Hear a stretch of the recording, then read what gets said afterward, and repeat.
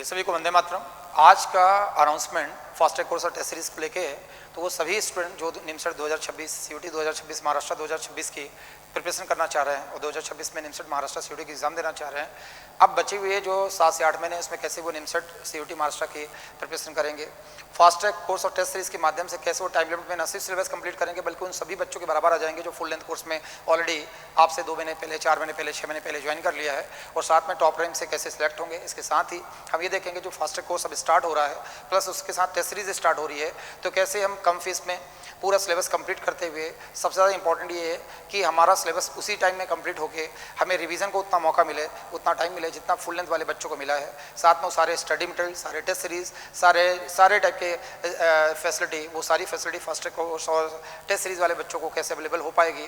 Test series और fast track दोनों combined course हैं, वो ये भी इसमें सबसे ज़्यादा इंपॉर्टेंट है कि एक भी ऐसी टेस्ट सीरीज हमसे ना छूटे जो फुल लेंथ वाले बच्चों ने ऑलरेडी कर लिया है। तो कैसे इस कम टाइम में हम प्रिपरेशन करेंगे निमसट 2026 की, सीयूटी 2026, महाराष्ट्र 2026 की। इसके साथ साथ हम ये देखेंगे कि फास्ट ट्रैक कोर्स और टेस्ट सीरीज का जो कॉम्बो कोर्स है उसमें हमें क्या क्या फैसिलिटीज़ प्रोवाइड होगी, डेली रूटीन में जो क्लासेस हैं वो डेली क्लासेस कैसे होंगी, साथ में स्टडी मटेरियल कौन कौन सा मिलेगा, टेस्ट सीरीज कौन कौन सी होंगी, इसके अलावा भी अदर फैसिलिटी कौन कौन सी मिलेगी, साथ में निमसट सीयूटी महाराष्ट्र के मॉक टेस्ट हम कैसे देंगे, क्या एग्जाम के पहले हमारा पूरा सिलेबस टाइमली खत्म हो जाएगा। ये सारी चीज़ों के लिए मैं स्टेप बाय स्टेप समझा रहा हूँ। आज का अनाउंसमेंट इसी पे बेस्ड है कि वो सारे बच्चे जो अभी तक वेट कर रहे थे टेस्ट सीरीज के लिए, तो टेस्ट सीरीज की फीस में ही फास्ट ट्रैक कोर्स भी मिल रहा है। फास्ट ट्रैक कोर्स में पूरा सिलेबस कंप्लीट होगा पर फास्ट होगा, इसलिए नाम इसका फास्ट ट्रैक कोर्स है। तो टेस्ट सीरीज की फीस में ही फास्ट ट्रैक कोर्स अवेलेबल होगा। Fast track course plus test series की बहुत नॉमिनल फीस में ये कोर्स है उन सभी बच्चों के लिए जो अभी तक वेट कर रहे थे और जो जिनके पास फाइनेंशियल प्रॉब्लम थी, इतनी फीस नहीं पे कर पा रहे थे। ऑनलाइन में जैसे फीस पहले 25,000 थी तो 25,000 फीस भी पे नहीं कर पा रहे थे, उनके लिए बहुत नॉमिनल फीस पे fast track course plus test series start हुई है। अभी हम देखते हैं कि इसमें कौन कौन सी सुविधाएं, फैसिलिटी अवेलेबल हो पाएंगी और कैसे सिलेबस कंप्लीट हो गया, क्या स्टडी प्लान है, स्टेप बाय स्टेप में डिस्कस कर रहा हूँ। हम देख रहे हैं fast track course plus test series for NIMCET CUET Maharashtra 2026 aspirants. वो सभी बच्चे जो निमसट 2026, सीयूटी 2026, महाराष्ट्र 2026 में एग्ज़ाम देना चाह रहे हैं, बट अब उनके पास सबसे बड़ा चैलेंज ये है कि किसी भी कारण से अगर वो अभी तक ज्वाइन नहीं किया, एमसी की प्रिपरेशन स्टार्ट नहीं किया, तो उनके दिमाग में एक ही क्वेश्चन हर बच्चे के चल रहा है कि सर बचे हुए 7 से 8 महीने में हम कैसे निमसट की तैयारी करें, या हम कर भी सकते हैं कि नहीं, महाराष्ट्र की तैयारी कैसे करें, क्योंकि महाराष्ट्र और सीयूटी की एग्जाम मार्च एंड में होती है, तो क्या मार्च एंड के पहले तक हम महाराष्ट्र और सीयूटी के लिए प्रिपेयर हो पाएंगे। निमसट की एग्जाम जैसे जून में होती है तो जून के पहले तक हम क्या निमसट के हिसाब से प्रिपेयर हो पाएंगे। तो फास्ट ट्रैक कोर्स और टेस्ट सीरीज के माध्यम से बिल्कुल संभव है। पिछले साल भी फास्ट ट्रैक कोर्स स्टार्ट, बल्कि पिछले बार का fast track course let start हुआ था, 12 दिसंबर से स्टार्ट हुआ था। तो इस बार मैंने जानबूझ के अभी नवंबर में स्टार्ट कर रहा हूँ फास्ट ट्रैक कोर्स। उसका रीज़न ये है कि बच्चों को और ज़्यादा रिवीजन का टाइम मिले, और ज़्यादा स्टडी मटेरियल मिले, और बेहतर रैंक से सेलेक्ट हो।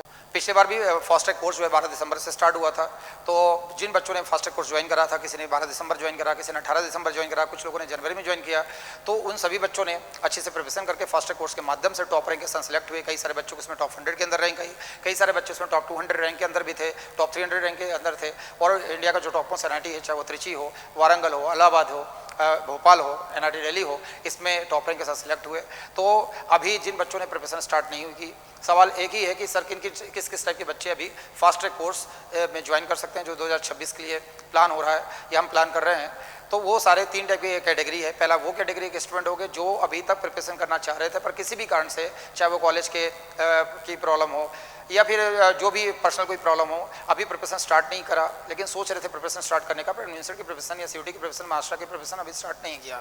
वो लोग इस फास्ट ट्रैक कोर्स के माध्यम से जुड़ सकते हैं और 7 से 8 महीने के अंदर न सिर्फ अपना सिलेबस कंप्लीट कर सकते हैं बल्कि टॉप रैंक के साथ सिलेक्ट हो सकते हैं। दूसरे वो स्टूडेंट जो सेल्फ स्टडी कर रहे थे, लेकिन सेल्फ स्टडी करते करते अब उनको ऐसा लग रहा है कि सिलेबस प्रॉपर वे में वो कंप्लीट नहीं कर पा रहे, या कंप्लीट कर रहे हैं तो क्वालिटी स्टडी उनको नहीं मिल पा रही है, या उनको खुद ऐसा लगने लगा कि हम इस माध्यम से टॉप रैंक में सिलेक्ट नहीं हो पाएंगे। उन बच्चों के लिए बहुत नॉमिनल फीस पे फास्ट ट्रैक कोर्स, क्योंकि सेल्फ स्टडी बच्चा करता है इसीलिए, क्योंकि वो इतनी फीस कोचिंग में नहीं दे पा रहा, तो बहुत नॉमिनल फीस में, टेस्ट सीरीज की फीस में ही फास्ट ट्रैक पूरा कंप्लीट कोर्स मिल रहा है, तो उन बच्चों के लिए फास्ट ट्रैक कोर्स है। तीसरे वो स्टूडेंट है जिन स्टूडेंट को फाइनेंशियल प्रॉब्लम के कारण कई सारी ऐसी चीज़ें रहती हैं कि वो ज्वाइन तो करना चाह रहे थे पहले, लेकिन उस फीस को पे नहीं कर पा रहे थे, तो अब वो वेट कर रहे थे कि कोई टेस्ट सीरीज लॉन्च होगी एकेडमी की, तब हम ज्वाइन करेंगे। तो उन बच्चों के लिए टेस्ट सीरीज के साथ फास्ट ट्रैक कोर्स का कॉम्बिनेशन भी है, जिसमें पूरा सिलेबस भी पूरा कंप्लीट होगा, पूरा का निमसट का, सीयूटी महाराष्ट्र का सिलेबस पूरा कंप्लीट गाइड होगा, साथ में पूरी कंप्लीट टेस्ट सीरीज मिलेगी, वही सारा मटेरियल मिलेगा जो फुल लेंथ कोर्स वालों को जो मटेरियल प्रोवाइड किया गया।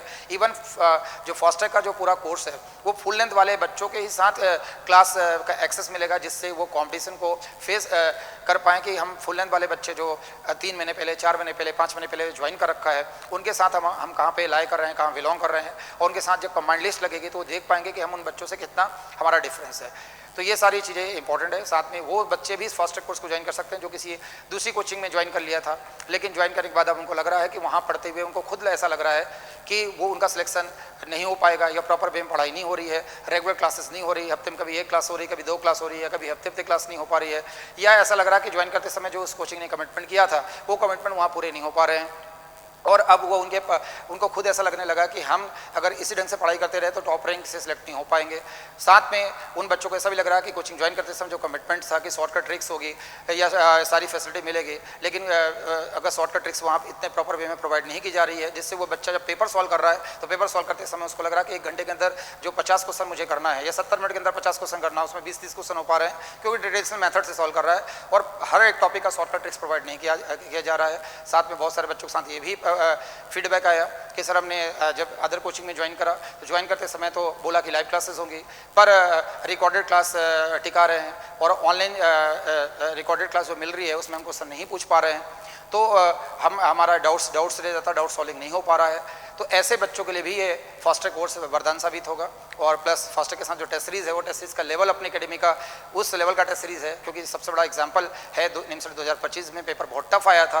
अपने यहाँ का टेस्ट सीरीज़ का लेवल वो लेवल था जिसमें सारे बच्चे जो टॉप रैंक पे सिलेक्ट हुए, क्योंकि टेस्ट सीरीज़ का सबसे ज़्यादा इंपॉर्टेंट है कि टेस्ट सीरीज़ कितने टेस्ट सीरीज़ हो रही है वो इंपॉर्टेंट नहीं है, इंपॉर्टेंट ये है कि टेस्ट सीरीज़ का लेवल क्या है। तो अपने नंबर ऑफ टेस्ट सीरीज़ पूरे ऑल ओवर इंडिया में सबसे ज़्यादा टेस्ट सीरीज़ हो रही है और सबसे ज़्यादा इंपॉर्टेंट उसका लेवल NIT के ऊपर कई टेस्ट सीरीज़ का लेवल अपने अकेडमी का NIT से ऊपर है। तो जब बहुत सारे पेपर आप ऐसे करते हैं जो रियल NIT से ज़्यादा टफ है, तो जब रियल NIT में बच्चा अपियर होता तो एग्जाम उसको टफ नहीं लगती है। यही रीज़न है कि निमसट 2025 में अपने यहाँ से all India first rank, all India third rank, all India fifth rank, all India sixth rank, all India seventh rank, all India 9th rank थी, और टॉप 10 में 6 थे, टॉप 20 में 11 स्टूडेंट थे, टॉप 200 में 67 स्टूडेंट थे और साथ में 464 बच्चों का सिलेक्शन हुआ जो पूरे इंडिया का हाईएस्ट नंबर सिलेक्शन है।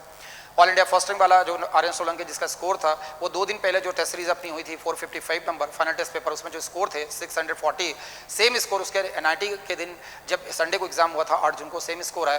तो ये सबसे इंपॉर्टेंट टेस्ट सीरीज में वो लेवल था कि पेपर 2 दिन पहले देने वाले पेपर में जो स्कोर आ रहा है सेम स्कोर वो NIT के एक्चुअल पेपर में आ रहा है।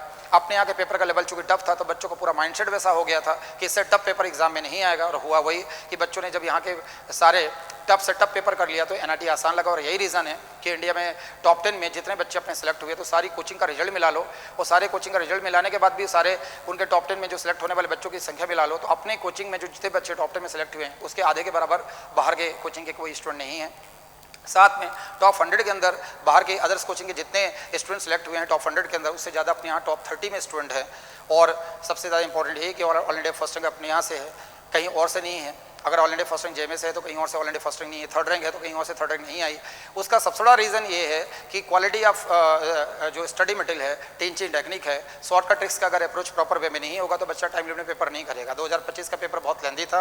अभी इसके पहले जितने पेपर होते थे उसमें बेनिफिट ये था कि प्रीवियस ईयर के क्वेश्चन पहले आ जाते थे, तो अगर 10-20 क्वेश्चन, 10 क्वेश्चन, 12 क्वेश्चन, 16-17 क्वेश्चन अगर प्रीवियस ईयर के आ गए और 10-15 क्वेश्चन बच्चे ने अपने प्रिपरेशन के माध्यम से थोड़ा बहुत तर्क कर लिया तो सिलेक्ट हो जाता था। बट अभी 2025 का जो पेपर है NIT त्रिची ने कंडक्ट करा, 2026 का पेपर भी NIT त्रिची कंडक्ट करा रहा है और 2025 के पेपर का लेवल JEE मेंस और एडवांस को लेवल को टच करते हुए था, बल्कि कई सारे क्वेश्चन JEE मेंस और एडवांस के थे। पूरे एकेडमी में साल भर जो स्टडी होती है वो JEE मेंस एडवांस के क्वेश्चन की प्रैक्टिस होती है। अपने यहाँ के मैक्सिमम पेपर में मेजोरिटी नंबर ऑफ जो पेपर है उनका लेवल जो है वो JEE मेंस और एडवांस के क्वेश्चन से मिलकर बना होता है। पेपर में क्वेश्चन भी ट्रिकी होते हैं और पेपर में जो भी क्वेश्चन जिस पैटर्न के क्वेश्चन JEE एडवांस लेवल के होते हैं अगर उनको मेथड से सॉल्व करेंगे तो बहुत टाइम कंज्यूम होता है। तो हर टॉपिक जब मैं पढ़ा रहा होता हूँ तो शॉर्टकट ट्रिक्स प्रोवाइड होती है, तो उसी का रीज़न है कि टॉप रैंक से बच्चे सेलेक्ट हो रहे हैं। तो ये फास्ट ट्रैक कोर्स और टेस्ट सीरीज का एडवांटेज है। अगर अभी तक इनमें से कि जिस टाइप की कैटेगरी के बच्चों की मैं बात कर रहा हूँ, अगर नहीं ज्वाइन कर रहा हो, किसी ने अभी तक वेट कर रहा हो कि हमें प्रिपरेशन करना है बट उसको ऐसा लग रहा हो कि मैं लेट हो गया हूँ, क्या मेरा सिलेक्शन होगा कि नहीं होगा, मुझे 2026 प्लान करना चाहिए कि नहीं करना चाहिए, तो उनको बिल्कुल 2026 के लिए प्लान कर सकते हैं fast track course test series के माध्यम से जुड़ के। जो बच्चे ऐसे हैं जो सेल्फ स्टडी कर रहे थे लेकिन अभी उनको लग रहा है कि सेल्फ स्टडी के माध्यम से उनको खुद ऐसा लग रहा है कि उतना कॉन्फिडेंस नहीं आ पा रहा है, उनका डायरेक्शन प्रॉपर नहीं मिल पा रहा है, प्रॉपर वे में डिसिप्लिन फॉलो नहीं कर पा रहे हैं, टेस्ट में एवेल्यूएशन नहीं कर पा रहे हैं, उनको भी फास्ट ट्रैक कोर्स ज्वाइन करना चाहिए। ऐसे बच्चे जो अदर्स कोचिंग में ऐसा लग रहा है कि हमने फीस तो भर दी है, ज्वाइन कर लिया है, बट अब इतनी फीस कहीं और नहीं भर सकते, या फिर उनको लग रहा है कि हमें इतनी प्रिपरेशन, जिस लेवल का प्रिपरेशन हो रहा है उस लेवल के प्रिपरेशन से हम टॉप रैंक पे सिलेक्ट नहीं हो पाएंगे, क्योंकि 2025 का रिजल्ट जब एकेडमी का अपने एकेडमी का रिजल्ट सबको पता है, पूरे हिंदुस्तान का सबसे ज़्यादा रिजल्ट है, सबसे ज़्यादा नंबर सिलेक्शन है।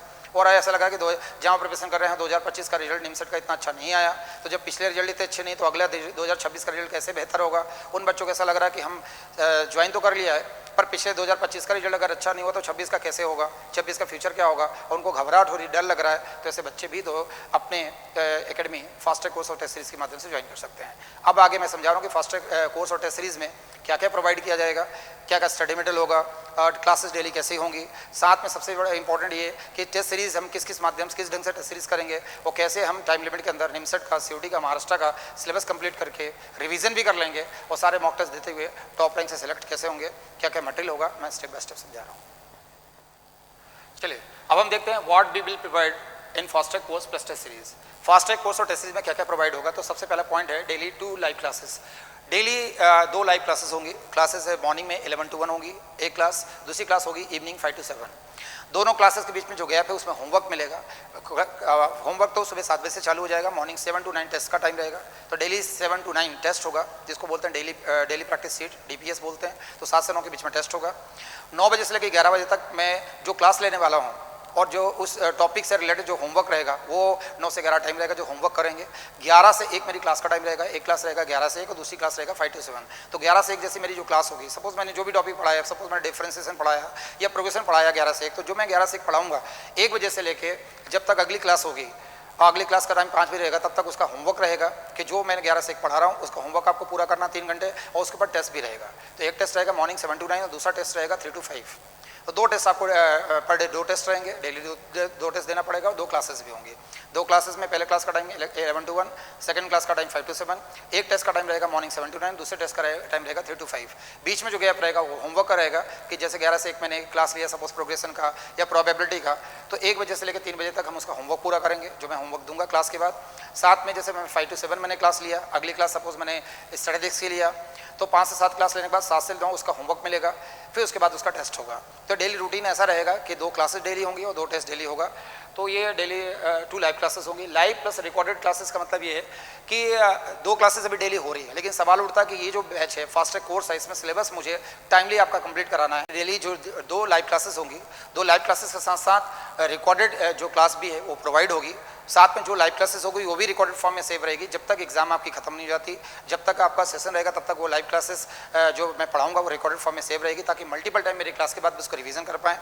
2 लाइव क्लासेस के साथ साथ आपको प्रीवियस कुछ क्लासेस रिकॉर्डेड में मिलेगी, क्योंकि कोर्स का नाम ही fast track course plus test series, क्योंकि मुझे उन बच्चों के बराबर आप लोग को लेके आना है जो बच्चे आपसे पहले ज्वाइन कर चुके हैं। तो 2 लाइव क्लासेस में तो सिलेबस चलता रहेगा, साथ में प्रीवियस कुछ टॉपिक्स जो हो चुके हैं उनकी रिकॉर्डेड क्लास भी प्रोवाइड होगी, ताकि 2 एंड से क्लासेस करेंगे, आप लाइव क्लासेस भी करेंगे, रिकॉर्डेड क्लास भी करेंगे। तो 2 लाइव के साथ साथ पर डे 2 रिकॉर्डेड क्लास भी करते जाएंगे। उससे क्या होगा कि आप बहुत जल्दी, इधर लाइव क्लास जैसे खत्म होगी वो रिकॉर्डेड क्लास भी तब तक आपकी खत्म हो चुकी होगी। पिछले बार जो फास्ट ट्रैक कोर्स स्टार्ट हुआ था 12 दिसंबर में, तब जाके सिलेबस अप्रैल फर्स्ट वीक या मार्च एंड में खत्म हुआ था। इस बार मैंने जानबूझ के नवंबर में चालू किया, नवंबर में स्टार्ट कर रहा हूँ, ताकि पिछले साल से भी 1 महीने पहले सिलेबस कंप्लीट हो जाता है। इस बार सिलेबस का जो टारगेट है मार्च फर्स्ट वीक में सिलेबस कंप्लीट करने का टास्क है मेरा, कि मार्च फर्स्ट वीक में सिलेबस कंप्लीट हो जाएगा। उससे बेनिफिट ये होगा कि अगर सिलेबस आपका मार्च फर्स्ट वीक तक कंप्लीट हो जाता है तो उसका एडवांटेज ये होगा कि जो मार्च में होने वाली एग्जाम सीयूटी है, मार्च में एग्जाम होने वाली महाराष्ट्र सिटी है, जो मार्च एंड में होती है, लास्ट वीक में होती है, तो उसमें बहुत अच्छा परफॉर्म कर पाएंगे। तो उसका रीज़न नवंबर में स्टार्ट करने का ये है कि ताकि आपका सभी का सिलेबस मार्च में एनी हाउ खत्म हो जाए, मार्च फर्स्ट वीक में खत्म हो जाए, और मार्च के बाद पूरा अप्रैल का टाइम और मई का टाइम आपका रिवीजन का मिल जाए, जिसमें आप सीयूटी की एग्जाम बहुत अच्छा दे पाएँ, महाराष्ट्र की दे पाएँ, और सबसे ज़्यादा इंपॉर्टेंट एनआईटी की एग्जाम दे पाएँ। टारगेट तो सभी को एनआईटी की एग्जाम ही रखना कि एनआईटी का कोई सब्स्टिट्यूट नहीं है। भले महाराष्ट्र में कोई भी परसेंटाइल स्कोर आ जाए, सीयूटी में कितने भी अच्छे स्कोर आ जाए, सीयूटी में कोई भी कॉलेज मिल जाए, चाहे डीयू मिल जाए, जेएनयू मिल जाए, बीएचयू मिल जाए, पर एनआईटी का कोई रिप्लेसमेंट नहीं है। सभी को टारगेट एनआईटी का टॉप रैंक का कॉलेज रखना चाहिए, लेकिन हमें सीयूटी की प्रिपरेशन भी साथ साथ करनी है, महाराष्ट्र भी प्रिपरेशन होना करनी है। तो ये सारा जो फास्ट ट्रैक कोर्स है इसमें सभी प्रिपरेशन होगी, निमसट की प्रिपरेशन होगी, महाराष्ट्र की भी होगी, सीयूटी की होगी, लेकिन सभी को मेरा एडवाइस है कि सभी को टारगेट एनआईटी रखना चाहिए। तो जैसे आपका मार्च फर्स्ट वीक में सिलेबस कंप्लीट होता है तो पूरा आपके पास मार्च का पूरा महीना जो बचा हुआ सेकंड वीक थर्ड वीक है, अप्रैल का पूरा महीना और मई का पूरा महीना पूरा मिलेगा। 3 महीने जब आप रिवीजन करेंगे, 3 महीने पूरा जब मॉक टेस्ट करेंगे, मल्टीपल टाइम सिलेबस का रिवीजन होगा जिसमें मास्टर क्लास होगी, मैराथन क्लास होगी। तो जो सिलेबस आपने अभी नवंबर से लेकर मार्च तक खत्म किया है वो मार्च अप्रैल मई तक 3 महीने फर्दर जब रिवीजन होगा तो आप उन बच्चों के बराबर डेफिनेटली पहुंच जाएंगे जो बच्चे आपसे 3 महीने पहले, 4 महीने पहले, 5 महीने पहले ज्वाइन किया उनमें और आप में कोई डिफरेंस नहीं रह जाएगा। बस ये है कि चूंकि सिलेबस मुझे मार्च में कंप्लीट करना है तो आपको 2 क्लासेस डेली लाइव करनी पड़ेगी, साथ में रिकॉर्डेड क्लासेस का एक्सेस भी मैं पूरा फुल एक्सेस प्रोवाइड हो जाएगा आपको जो प्रीवियस क्लासेस हो चुकी है। तो 2 लाइव क्लासेस साथ साथ 2 आप प्रीवियस रिकॉर्डेड क्लास भी पैरेलल में करते जाएंगे और जिससे आपका सिलेबस कंप्लीट हो पाएगा। हालांकि अभी जो बहुत सारे टॉपिक अभी लाइव क्लासेस में बचे हुए जो अभी लाइव क्लासेस में होंगे, जैसे कि अभी प्रोग्रेशन है, क्वाड्रेटिक है और ट्रिग्नोमेट्रिक के सारे पोर्शन है, डिफरेंशिएशन है, पार्शियल है, मैक्सिमम है, रेट ऑफ चेंज है, टेंजेंट नॉर्मल है, इंडेफिनेट है, डेफिनेट है, एयर वॉल्यूम सरफेस है, डिफरेंशियल इक्वेशन है, ये सारे कंटिन्यूटी है, लिमिट है, डिफरेंशिएबिलिटी है, ये सारे लाइव क्लासेस में भी आपको मिलने वाले हैं। साथ में स्टैटिस्टिक्स के सारे टॉपिक हैं और प्रोबेबिलिटीज का सारे टॉपिक है, परम्यूटेशन कॉम्बिनेशन है, कॉम्प्लेक्स नंबर है, ये सारे लाइव क्लासेस भी प्रोवाइड होंगे। साथ में क्वांटा के सारे टॉपिक्स हो गए, वर्बल के सारे टॉपिक्स हो गए, कंप्यूटर के सारे टॉपिक्स हो गए, ये सभी लाइव क्लासेस में होंगे। लेकिन कुछ प्रीवियस क्लासेस जो हो चुकी हैं वो रिकॉर्डेड में इसलिए प्रोवाइड होगा ताकि आप टाइमली सिलेबस कंप्लीट करके टॉप रैंक से सिलेक्ट हो पाए। आगे हम देखते हैं कि लाइव क्लास रिकॉर्डेड, मैंने बता दिया कि जो क्लासेस लाइव होगी वो रिकॉर्डेड फॉर्म में सेव होगी जिसको फर्दर आप मल्टीपल टाइम दे सकते हो। और ये ऐसा नहीं कि 2 या 3 दिन तक, 1 हफ्ते तक रहेगी, टिल एंड जब तक तो आपका सिलेबस कंप्लीट नहीं हो जाता, जब आप तक आपके एग्जाम नहीं हो जाते। Types of test series study material, type of test series study material में जो फास्ट ट्रैक में मिलेगा, ये फास्ट ट्रैक में जो भी मटेरियल आपको दिख रहा है ये सारे मटेरियल फुल लेंथ कोर्स वालों को भी सेम मटेरियल प्रोवाइड किया जाता है। तो सब बड़ा एडवांटेज ये कि कोई भी अंतर नहीं है, नॉट अ सिंगल पेज, एक भी ऐसा मटेरियल नहीं है जो फुल लेंथ वालों को बच्चों को प्रोवाइड किया जा रहा है और फास्ट ट्रैक वाले बच्चों को नहीं मिल रहा है। तो एक अगर कन्फ्यूजन किसी बच्चे को हो क्या सर ये फास्ट ट्रैक कोर्स और फुल लेंथ कोर्स में क्या डिफरेंस है, क्या हमारी बैच अलग बनेगी, एक बच्चों को दिमाग में रहता है क्या फास्ट ट्रैक वाले बच्चों की सर अगर बैच अलग बन गई तो हम कॉम्पिटिशन कैसे फील करेंगे, तो ऐसा बिल्कुल नहीं होगा। पिछले बार भी बहुत सारे बच्चों ने फास्ट ट्रैक के कोर्स में ज्वाइन करके टॉप रैंक से इसलिए सेलेक्ट हुए कि फास्ट ट्रैक वाले बच्चों को मैंने फुल लेंथ वाले बच्चों के साथ ही मैंने सारे टेस्ट दिलवाए, सारी क्लासेस उनके फुल लेंथ वाले बच्चों के साथ हुई। तो उसका थोड़ा एडवांटेज क्या हुआ, वो अपना लेवल जज कर पाते हैं कि पूरे बैच के अंदर हम कहाँ पे लाई कर रहे हैं, कहाँ पे हमारी रैंक है। अगर हमारी रैंक 200 के अंदर आ रही है तो हमें 100 के अंदर आना है, 100 के अंदर आई तो 50 के अंदर आना है। साथ में वो सारा मटेरियल उनको पूरा फुल एक्सेस दे दिया जाता है जो फुल लेंथ कोर्स वालों को ऑलरेडी दिया गया है। जितनी स्पेशल क्लास सीट है, जितने स्टडी मटेरियल है, जितने डीपीएस है, डेली प्रैक्टिस सीट है, कैप्सूल पेपर, प्रोग्रेसिव पेपर और जितने टाइप के मटेरियल अगर फुल लेंथ वालों को मिला है वो सारे फास्ट ट्रैक वाले बच्चों को मिलता है। बट अंतर ये है फुल लेंथ और फास्ट ट्रैक में कि फास्ट ट्रैक में कोर्स फास्ट हो रहा है, जैसे एक दिन में 2 क्लासेस हो रही है फास्ट ट्रैक कोर्स में, अभी तो 2 क्लासेस हो रही है, बाद में एक दिन में 3 क्लासेस भी होंगी। लेकिन फुल लेंथ में इसकी रिक्वायरमेंट नहीं होती। फुल लेंथ में जो बच्चे उन्होंने पहले ज्वाइन कर रखा है उनके एक दिन में सिंगल क्लास थी तो उनको डबल क्लासेस है 3 क्लासेस करने की आवश्यकता नहीं होती। लेकिन चूंकि अब टाइम कम बचा है और आपको एग्जाम 2026 में देना है तो अभी तो दिन में 2 क्लासेस लाइव क्लासेस होंगी, बाद में रिक्वायरमेंट होगी तो दिन में 3 क्लासेस भी मिलूंगा, लाइव क्लासेस होगी और साथ में रिकॉर्डेड क्लासेस भी आपको करनी है। बट ये है कि अगर किसी ने कमर कस ली कि मुझे सर 2026 में टॉप रैंक के साथ सिलेक्ट होना है, चाहे वो निमसट एग्जाम हो, महाराष्ट्र सीयूटी, और मैं मेहनत करने से पीछे नहीं हट रहा हूँ, तो फिर उसके लिए ये फास्ट ट्रैक कोर्स बहुत ही अच्छा है क्योंकि आपको सारा मटेरियल, सारी चीज़ें वही मिल रही है जो फुल लेंथ कोर्स वालों को मिल रही है, कोई भी डिफरेंस उसमें नहीं है। बस इसमें क्या मेहनत आपको ज़्यादा करनी पड़ेगी। सुबह 7 बजे से लेके आपको रात तक पूरी दिल लगा कर मेहनत करेंगे तो जितने फुल लेंथ वाले बच्चों को जो मटेरियल मिला अगर आपको मिल रहा है तो जैसे वो फुल लेंथ वाले बच्चे अगर टॉप रैंक से सिलेक्ट हो रहे हैं तो फास्ट रैंक वाले बच्चे भी टॉप रैंक से सिलेक्ट होंगे। इसके बाद हम देखते हैं कि मैंने बोला type of test study material more than 834 test series plus with 80,000 plus question. हालांकि 834 टेस्ट पेपर में majority number of test paper मैं प्रोवाइड करने की कोशिश करूंगा। पेपर तो सारे मैं लाइव कर दूंगा लेकिन आपके ऊपर है कि कर कितना सकते हैं। पेपर तो सारे अवेलेबल हो जाएंगे लेकिन maximum number of paper available मैं कराने की कोशिश करूंगा फास्ट ट्रैक कोर्स के दौरान। और सबसे पहला पेपर इसमें डीपीएस है, डेली प्रैक्टिस सीट है। तो डेली प्रैक्टिस सीट में क्या होता है कि जो टॉपिक हम डेली पढ़ते हैं उस पर डेली प्रैक्टिस सीट होती है जो सेम टॉपिक पे बेस्ड होता है। जो टॉपिक चल रहा होता है तो डेली लेक्चर पे बेस्ड होता है। तो डेली क्लास होगी, डेली टेस्ट होगा, फिर एक दिन में 2 टेस्ट होंगे, कि 2 क्लास हो रही है तो 2 टेस्ट भी होंगे। तो डेली प्रैक्टिस सीट होती है जो डेली होता है। इसके बाद डेली ऑनलाइन टेस्ट में इसको डेली टेस्ट बोलते हैं। डेली टेस्ट कब होता है जब पर्टिकुलर टॉपिक खत्म हो जाता है तो टॉपिक खत्म होने के बाद उसका डेली पेपर स्टार्ट हो जाता है। डीपीएस तो चल रहा होता है वो डेली होता है जब वो पर लेक्चर बेस्ड होता है। और डेली पेपर वो टॉपिक बेस्ड होता है, जब वो टॉपिक खत्म हो जाता है तो उसके डेली पेपर होते हैं। Daily paper multiple daily paper होते हैं, जैसे सपोज डिटरमिनेंट और मैट्रिक्स को मिला के 14 डेली टेस्ट पेपर हैं, ताकि 14-12 डिटरमिनेंट और मैट्रिक्स आपका रिवाइज हो जाए। जैसे डिटरमिनेंट और मैट्रिक्स के 14 टेस्ट पेपर डेली पेपर हुए तो उसके बाद उसका वीकली पेपर होगा, तो वीकली पेपर डेली पेपर के बाद होगा। मतलब एक पर्टिकुलर टॉपिक की बात करें तो उसका डीपीएस भी होगा। डीपीएस भी मल्टीपल होते हैं, जब तक क्लासेस चलती है तब तक डीपीएस चलता है। सपोज अगर एक टॉपिक की अगर 10 क्लासेस है तो 10 डीपीएस होगा। अगर डेली पेपर हो रहा है तो टॉपिक बड़ा है तो उसके ज़्यादा डेली टेस्ट पेपर होंगे, टॉपिक कम है, छोटा है, इसका वेटेज कम है तो उसके कम डेली पेपर होंगे, तो डेली पेपर भी होता है। फिर उसका वीकली पेपर भी होगा। वीकली पेपर अमूमन सैटरडे होता है, सैटरडे वीकली पेपर होता है, एवरी सैटरडे वीकली पेपर होगा। और डेली पेपर तो डेली चलते हैं, डीपीएस डेली चलता है। Every Sunday pre final paper होता है। हर संडे को अभी एक मॉक टेस्ट होता है जो निमसेट पैटर्न पे आधारित रहता है, निमसेट पैटर्न बेस्ड होता है। तो 1000 नंबर का जैसे निमसेट का पेपर आता है जिसमें 600 नंबर मैथ्स होते हैं, रीजनिंग 240 होती है, कंप्यूटर के जो 120 नंबर का वेटेज होता है और इंग्लिश का 40 मार्क्स का होता है। तो 1000 नंबर का पेपर होगा। हर संडे एनआईटी का फाइनल टेस्ट पेपर अभी से स्टार्ट हो जाएगा, जिससे अभी से इवेल्युएट कर पाओ कि मैं रियल एनआईटी के हिसाब से कितना प्रिपेयर हुआ, फर्दर मुझे कितना इंप्रूव करना है।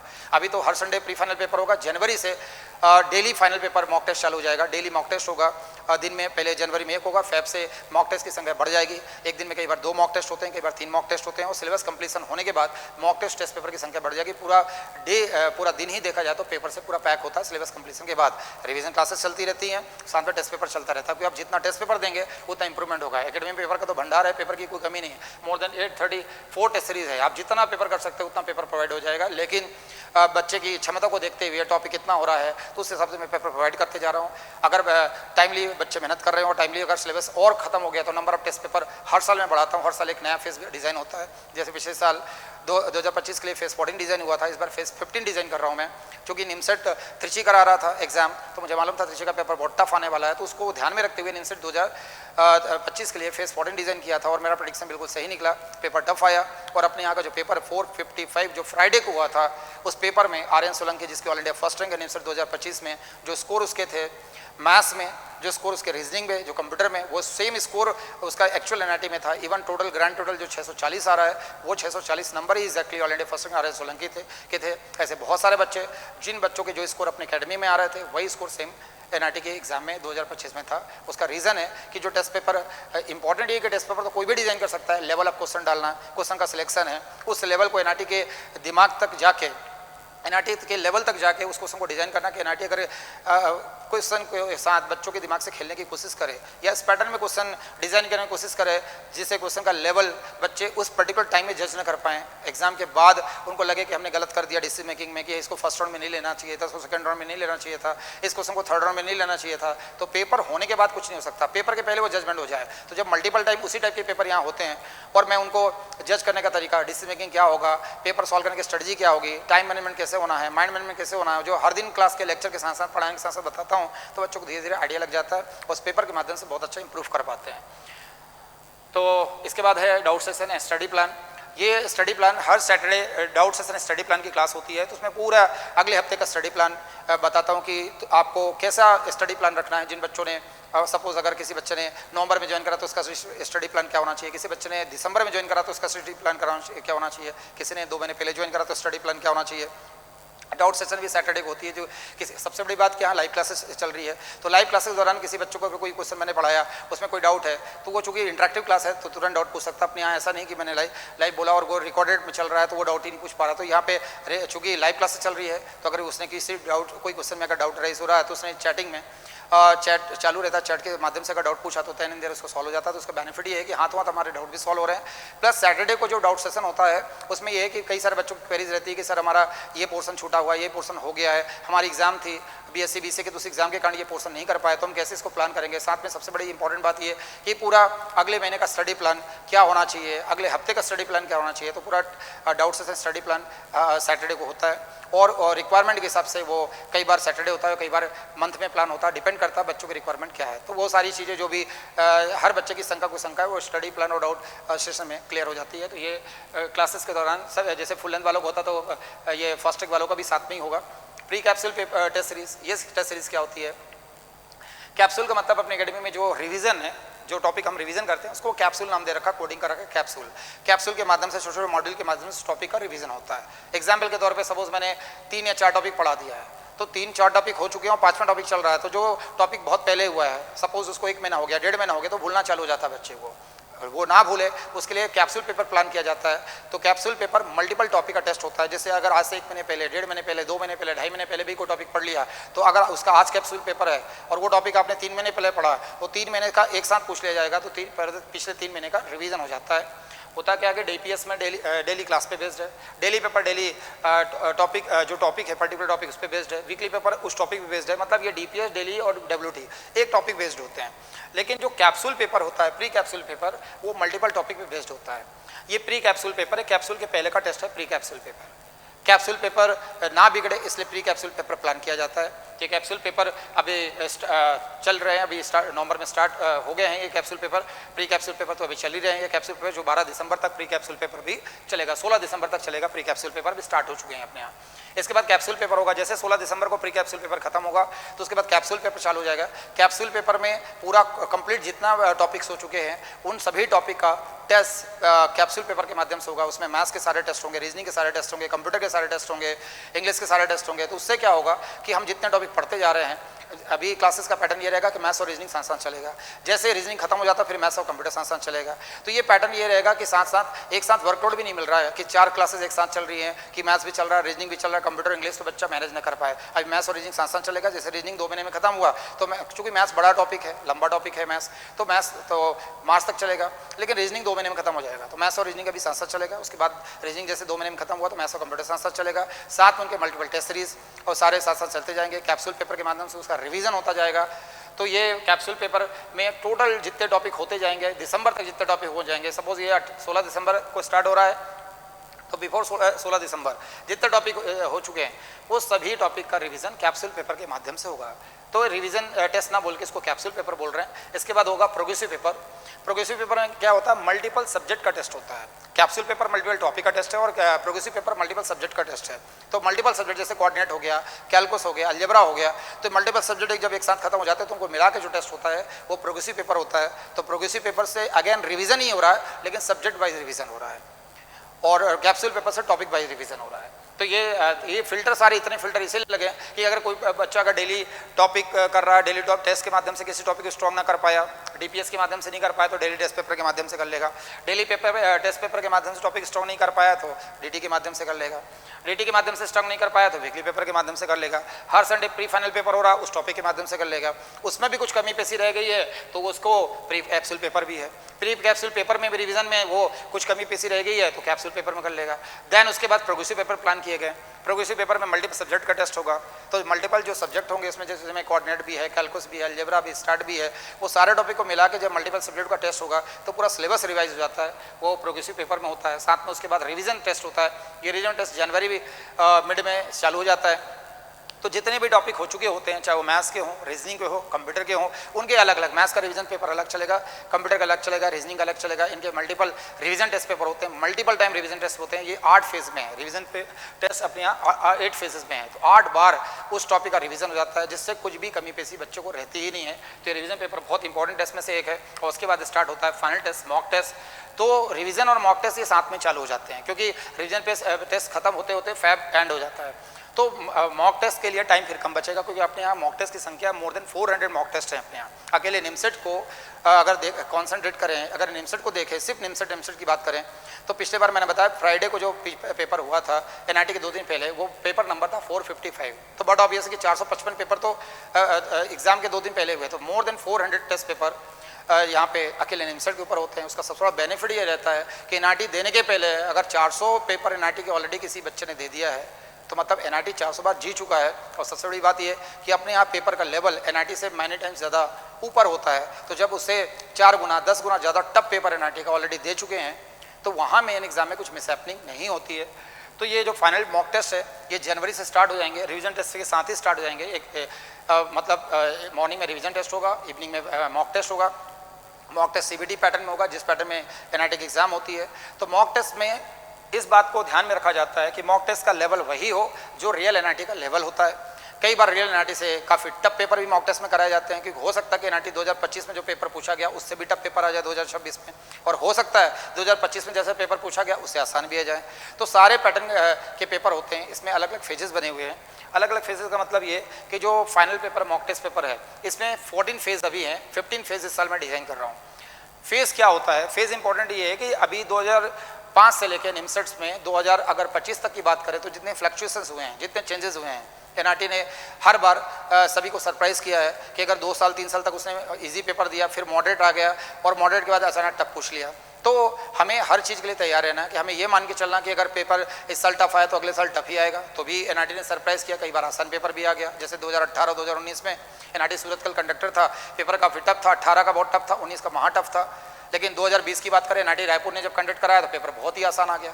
22 का बहुत आसान आया, जमशेदपुर कंडक्टर था 2022 में।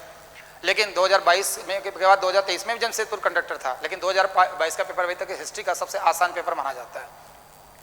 10th क्लास लेवल का पेपर है 2022 का पेपर, अभी तक इस हिस्ट्री का सबसे आसान पेपर है।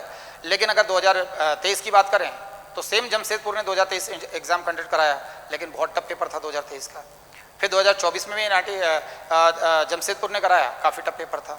तो कुल मिला के ये कि हमें सारी स्थिति के लिए तैयार रहना। तो मॉक टेस्ट में मैंने 14 फेज बना दिया इस बार 2026 को, चूँकि त्रिची ही एग्जाम करा रहा है तो उस बात को ध्यान में रखते हुए, इस चीज़ को ध्यान में रखते हुए फेज़ 15 में डिज़ाइन कर रहा हूँ। तो 15 फेज़ के जो पेपर हो गए, तकरीबन एक फेज़ में 50 पेपर हैं, तो 14 फेज़ में ही 700 पेपर हो जाते हैं। अपने यहाँ एक फेज़ के अंदर तकरीबन 50 पेपर हैं और 14 फेज़ एनआईटी में बना चुका हूँ मैं। तो देखा जाए तो 700 पेपर होते हैं। उस 700 फिल्टर्ड में 400 पेपर कराता हूँ मैं, ताकि वो बच्चा फिल्टर्ड पेपर, वो जो 400 पेपर करेगा, कराने को तो मैं 700 भी करा सकता हूँ, पर 700 पेपर के लिए उतने दिन नहीं बचते हैं। तो मल्टीपल, कई बार एक दिन में 3 टेस्ट भी होते हैं, कई बार एक दिन में 2 टेस्ट भी होते हैं, कई सारे टेस्ट मैं प्रोवाइड भी कर देता हूँ। तो ये सारा मिला के जो 400 पेपर होते हैं उसमें सारी वैरायटी कवर होती है। हर एक फेज़ में लेवल कवर है। तो फेज़ 14 में ईजी लेवल के पेपर भी हैं, मॉडरेट लेवल के पेपर भी हैं, टफ लेवल के पेपर भी हैं।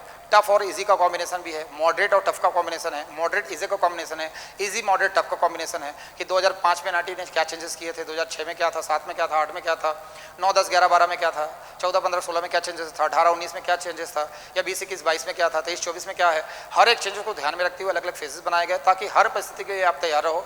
चाहे एनआईटी इजी पेपर बनाए तो भी आप टॉप रैंक से सिलेक्ट हो, एनआईटी टफ पेपर बनाए तो भी आप टॉप रैंक से सिलेक्ट हो, एनआईटी अगर मॉडरेट पेपर बनाए तो भी टॉप रैंक से सिलेक्ट हो। और यही रीज़न है कि पिछले 12 सालों से लगातार ऑल इंडिया फर्स्ट रैंक देखा जाए तो निमसेट में और अपनी एकेडमी से है। सबसे बड़ी बात यह है कि पूरे हिंदुस्तान के अंदर एक सिंगल कोचिंग ऐसी भी नहीं है जहाँ पे 2 बार भी फर्स्ट रैंक आई हो और अपने यहाँ से लगातार 12 बार ऑल इंडिया फर्स्ट रैंक आई। उसका रीज़न है कि पेपर इजी आया तो भी अपने यहाँ से फर्स्ट रैंक, पेपर मॉडरेट आया तो भी अपने यहाँ से ऑल इंडिया फर्स्ट रैंक आई, और पेपर टफ आया तो भी अपने यहाँ से ऑल इंडिया फर्स्ट रैंक आई। जैसे 2025 का पेपर महा टफ था तो भी ऑल इंडिया फर्स्ट रैंक अपने यहाँ से आई, जो कहीं और से नहीं आ सकी।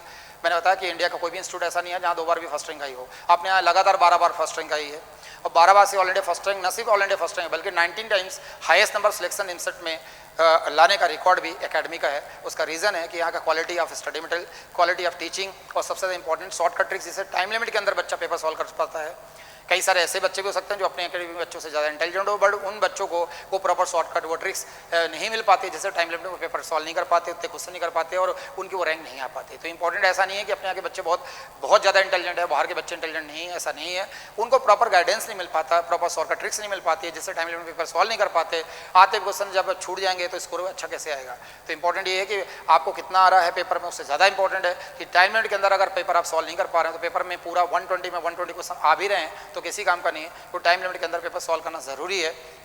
तो फाइनल पेपर हर एक लेवल पे क्वेश्चन को ध्यान में रखकर डिज़ाइन किया जाता है और हर एक टाइप के पेपर की पॉसिबल जितनी भी मैक्सिमम शॉर्टकट ट्रिक्स, एक क्वेश्चन के 3-3, 4-4 शॉर्टकट ट्रिक्स इसलिए डिस्कस की जाती है कि मेन एग्जाम में अगर जेईई एडवांस का क्वेश्चन आ जाए तो भी आप 1 मिनट के अंदर कर लो और आसान है फिर तो कर ही लोगे।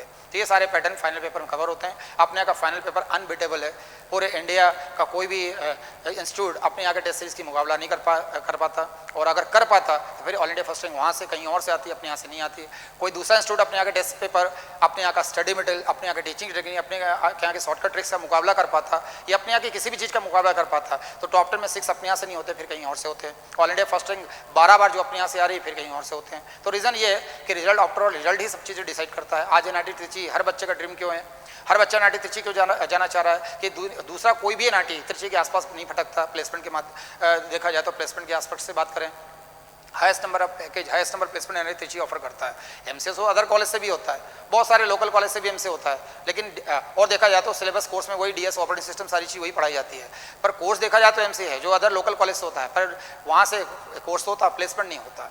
लेकिन हर बच्चा एमसीए प्लेसमेंट के लिए जाता है। तो जैसे त्रिची बेस्ट क्यों है, क्योंकि highest number of placement Trichy देता है, हाईएस्ट नंबर ऑफ कंपनी जो पैकेज लेके आती है त्रिची में आती है। वैसे जे में हर बच्चे के, हर टॉपर की पहली चॉइस यही है, इसलिए है क्योंकि यहाँ से सारे नंबर ऑफ सिलेक्शन देखा जाए 19 साल से हाईएस्ट नंबर सिलेक्शन जे में से निकल रहे हैं, 12 साल से लगातार ऑल इंडिया फर्स्ट रैंक निकल रही है। और सबसे बड़ा रीज़न उसका है कि यहाँ की जो टीचिंग टेक्निक है, जो पॉसिबल जितने मैक्सिमम एक क्वेश्चन के जितने पॉसिबल शॉर्टकट ट्रिक्स हैं, चाहे मेंस का क्वेश्चन आ जाए, एडवांस का आ जाए या किसी लेवल का क्वेश्चन आ जाए, बच्चों को कोई फर्क नहीं पड़ता, 1 मिनट के अंदर कर लेते हैं।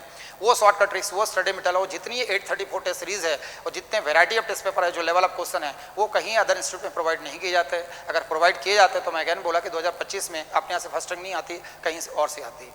या टॉप 10 में 6 बच्चे अगर अपने यहाँ से हैं तो बाहर सारे इंस्टीट्यूट को अगर मिला लिया जाए, उनके टॉप 10 वाले बच्चों की संख्या लिया जाए तो अपने यहाँ के टॉप 10 में आने वाले बच्चों के आधे के बराबर नहीं है। या ओवरऑल जितने टॉप 100 में बाहर के इंस्टीट्यूट के बच्चे सेलेक्ट हुए, उससे ज़्यादा तो अपने टॉप 30 के अंदर है। तो सबसे बड़ा इंपॉर्टेंट ये है कि ये सारी चीज़ें फास्ट ट्रैक कोर्स वाले बच्चों को अवेलेबल कराई जाएगी, लेकिन ये है कि उसके लिए मेहनत करना पड़ेगा। बिना मेहनत के कोई चीज़ हासिल कभी नहीं हो सकती। कि दिन में 2 लाइव क्लासेस के साथ साथ प्रीवियस कुछ क्लासेस रिकॉर्डेड मिलेंगी, तो रिकॉर्डेड क्लास भी आपको करना है साथ साथ, और लाइव क्लासेस भी करना है। डेली आपको टेस्ट देना है, क्लासेस के दौरान डेली प्रेजेंट्स होना जरूरी है, लाइव क्लासेस करना ज़रूरी है, ताकि आप डेली चीज़ों को कवर कर पाएँ। अगर पेंडेंसी रहेगी तो फिर कवर करना मुश्किल हो जाएगा।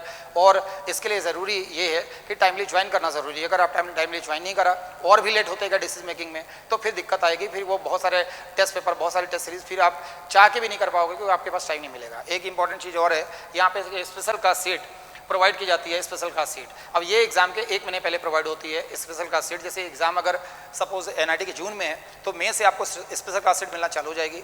स्पेशल क्लास सीट वो ब्रह्मास्त्र है कि जिसमें भीख से भी कमज़ोर से कमज़ोर बच्चे ने अगर बेहतर पढ़ाई कर रखी है तो स्पेशल क्लास सीट में सारे वो चुनिंदा क्वेश्चन डाले जाते हैं। सपोज अगर ट्रिग्नोमेट्री में अगर मैं मान लूँ कि कोई बच्चे ने पूरे साल भर में 3000 क्वेश्चन कर लिया है, 3000 क्वेश्चन या 4000 क्वेश्चन की ट्रिग्नोमेट्री प्रैक्टिस कर लिया है, लेकिन वो 3000 क्वेश्चन एग्जाम के 1 महीने पहले नहीं कर सकता। कैलकुलस में उसने सपोज 8000 क्वेश्चन कर रखा है पूरे साल भर के दौरान, पर एग्जाम के 1 महीने पहले वो 8000 क्वेश्चन नहीं कर सकता। तो अगर उसको चाहिए कि ट्रिग्नोमेट्री में कौन से 300 क्वेश्चन मैं करके जाऊँ ताकि मैं सारे पैटर्न कवर कर लूँ और सारे लेवल कवर कर लूँ, इजी मॉडरेट टफ, चाहे जेईई एडवांस का लेवल का पेपर आए तो भी मैं परफॉर्म कर पाऊँ। तो अगर वो 3000 क्वेश्चन में कौन से 300 क्वेश्चन को करके जाना है, वो स्पेशल क्लास सीट में मिलेंगे, वो मिलते हैं स्पेशल क्लास सीट में। अगर मान लो सपोज उसको लग रहा है कि पूरे कैलकुलस के अंदर मैंने 7-8 हज़ार क्वेश्चन पूरे साल भर के दौरान किए हैं, लेकिन अब वो मैं 7-8 हज़ार क्वेश्चन एग्जाम के 1 महीने पहले या 2 महीने पहले रिवाइज नहीं कर सकता, तो मुझे कौन से 500 क्वेश्चन पूरे कैलकुलस के अंदर करना ही करना है, उनको छोड़ ही नहीं सकता, वो मिलेंगे स्पेशल क्लास सीट पेपर में। अगर उसको लग रहा है कि पूरे कोऑर्डिनेट के अंदर मुझे कौन से 200 question circle, parabola, ellipse, hyperbola, straight line, peripheral straight line में देख के ही जाना है, जिससे मैं एग्जाम में बेहतर परफॉर्म कर पाऊँ, सारे लेवल कवर कर लूँ, तो कॉम्पैक्ट फॉर्म में उसको पूरा एसेंस, पूरे सिलेबस का, पूरे साल भर के सिलेबस का एसेंस उठा के उस स्पेशल क्लास सीट में डाला जाता है, जिसमें जेईई मेंस, जेईई एडवांस और सारे लेवल कवर किए जाते हैं, और सारे एनआईटी के अभी तक पूछे गए सारे लेवल को कवर करके स्पेशल क्लास सीट बनाई जाती है, जो अनबीटेबल है। और यही रीज़न है कि अपने यहाँ 19 सालों से जो हाईएस्ट नंबर सिलेक्शन है, उसका बहुत बड़ा योगदान इस स्पेशल क्लास सीट का है, जो बच्चे 1 महीने पहले सारे स्पेशल क्लास सीट को कर लेते हैं। और स्पेशल क्लास सीट हर एक सब्जेक्ट की अलग अलग मिलती है, जैसे मैथ्स, मैथमेटिक्स की स्पेशल क्लास सीट अलग मिलेगी। पूरे मैथ्स की जो स्पेशल क्लास सीट मिल रही है उसमें पूरा coordinate, calculus, algebra, stat, probability सारा कुछ कवर होता है। साथ में कंप्यूटर की स्पेशल क्लास सीट मिलेगी, और स्पेशल क्लास सीट अकेले मैथमेटिक्स की 24 फेज में है, 24 फेज के अंदर है स्पेशल क्लास सीट। कंप्यूटर की जो स्पेशल क्लास सीट है वो भी 17 to 18 फेज के अंदर है, जिसमें ऑपरेटिंग सिस्टम की स्पेशल क्लास सीट अलग मिलेगी, डेटा स्ट्रक्चर की स्पेशल क्लास सीट अलग मिलती है, कंप्यूटर बेसिक अलग मिलेगी, डेटा प्रेजेंटेशन की अलग मिलेगी। तो सारे टॉपिक अलग अलग स्पेशल क्लास सीट मिलेगी, और मल्टीपल स्पेशल क्लास सीट मिलती है, जिससे पूरे कंप्यूटर के सारे पैटर्न, गेट लेवल के जो क्वेश्चन है कंप्यूटर में, जो गेट में जिस टाइप के क्वेश्चन आते हैं वो भी कवर्ड हो जाते हैं। तो गेट से टफ कोई एग्जाम नहीं होती है, निमसेट का लेवल गेट से ऊपर नहीं जा सकता। तो कंप्यूटर में भी स्पेशल क्लास सीट मिलती है। रीजनिंग की बात करें तो रीजनिंग की भी स्पेशल क्लास सीट मिलती है, जिसमें कैट, मैट, जी मैट, जीआरई, सैट, वो सारे टाइप के क्वेश्चन में कवर हो जाते हैं। बैंक पी और रेलवे, वो सारे क्वेश्चन कवर हो जाते हैं कि कोई कुछ भी रीजनिंग कितना भी हायर लेवल का आ जाए, पर कैट से ऊपर रीजनिंग नहीं पूछा जा सकता या मैट से ऊपर रीजनिंग नहीं पूछा सकता एनआईटी में। तो उसकी special class seat, multiple special class seat reasoning की होती है। तक रीजनिंग स्पेशल क्लास 13 फेज के अंदर है। तो सारा स्पेशल क्लास सीट आपको 1 महीने पहले, कई बार मुझे लगा स्पेशल क्लास की संख्या ज़्यादा है तो 2 महीने पहले भी प्रोवाइड मैं कर देता हूँ। तो उससे क्या होता है कि पूरा होल सिलेबस का जो एक क्रीम वाला पोर्सन है वो एग्जाम के 1 महीने पहले, 2 महीने पहले रिवाइज हो जाता है। तो हम बहुत कॉन्फिडेंट होकर एग्जाम में बैठते हैं कि हम सारे टफ लेवल के क्वेश्चन, मॉडरेट लेवल के क्वेश्चन, आसान लेवल के क्वेश्चन और सारे इंपॉर्टेंट क्वेश्चन से डील कर चुके होते हैं। साथ में उस समय मल्टीपल टेस्ट सीरीज भी चल रही होती है, फाइनल पेपर, तो हमारी प्रैक्टिस पूरी कंप्लीट हो चुकी होती है। और साथ में इसके साथ multiple time syllabus revision with shortcut tricks. पूरा सिलेबस जब खत्म हो जाता है, जैसे सपोज मार्च फर्स्ट वीक में फास्ट ट्रैक कोर्स वालों का सिलेबस खत्म हो जाएगा, जैसे मार्च फर्स्ट वीक में खत्म हुआ, मार्च के सेकंड वीक से स्टार्ट हो जाएगा मैराथन क्लास और मास्टर क्लास। मास्टर क्लास का ऊपर बहुत मास्टर क्लास का जो लेवल होता है वो बहुत ज़्यादा ऊपर होता है।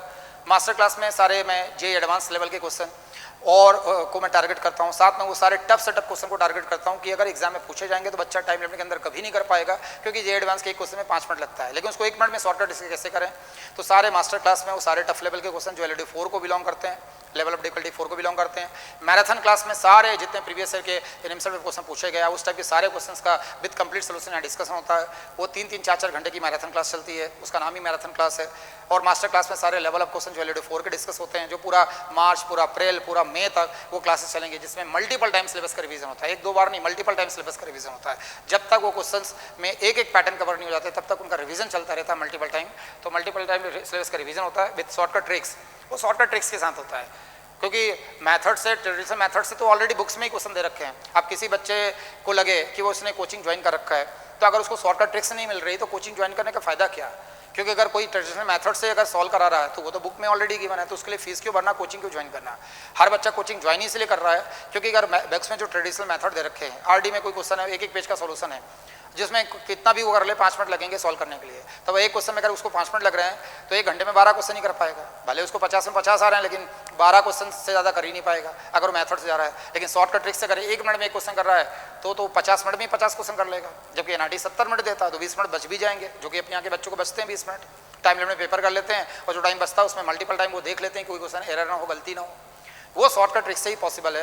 मेथड से आप कितने भी साल तैयारी कर लो, लेकिन टाइम मैनेजमेंट करने के लिए आपको शॉर्टकट ट्रिक्स मालूम होना चाहिए। इसलिए जो मैराथन क्लास रहती है, हालांकि रूटीन क्लास में क्लास के साथ साथ ही मैं जो डेली में क्लास लूँगा, क्लास के साथ साथ शॉर्टकट ट्रिक्स सब डिस्कस करते जाऊँगा, साथ साथ में पैरेलल में शॉर्टकट होगा, ट्रिक्स होगा। लेकिन मास्टर क्लास और मैराथन क्लास में और मल्टीपल शॉर्टकट ट्रिक्स डिस्कस की जाती है।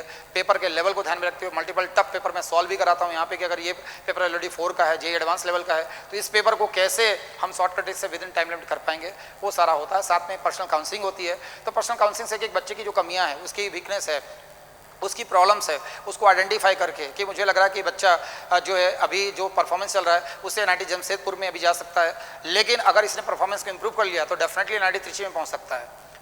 अगर जमशेदपुर जाने वाला बच्चा एनआईटी त्रिची पहुंच सकता है, सिर्फ अगर वो 5 क्वेश्चन 7 क्वेश्चन बढ़ा ले, अगर उसको पहले मालूम पड़ जाए एग्जाम के 3 महीने पहले, 4 महीने पहले, तो डेफिनेटली उसके लिए तो वरदान होगा। बच्चों को नहीं पता उस सिचुएशन में कि बच्चा पहली बार तैयारी कर रहा है, लेकिन मैं चूंकि इतने सालों से पढ़ा रहा हूँ, मुझे इस फील्ड में हो गए 25 साल, अगर मैंने 12 बार all India first rank produce किया, 19 हाईएस्ट नंबर सिलेक्शन प्रोड्यूस किया, तो उसमें बहुत सारे ऐसे बच्चे भी थे जो बहुत वीक थे, कमजोर थे, ऑल इंडिया फर्स्ट रैंक आ गई। जैसे 2015 का ऑल इंडिया फर्स्ट रैंक 11वीं 2 साल फेल 12th में सप्लीमेंट्री था। अभी जो आर्यन सोलंकी फर्स्ट रैंक है वो भी कोई अबव एवरेज स्टूडेंट नहीं था, इंटरव्यू वगैरह सब देखा आपने, बल्कि बिलो एवरेज स्टूडेंट था। अभी 2025 का जो 13 रैंक वाला स्टूडेंट कॉमर्स बैकग्राउंड स्टूडेंट था, उसका 11th मैथ्स नहीं था, कॉमर्स था।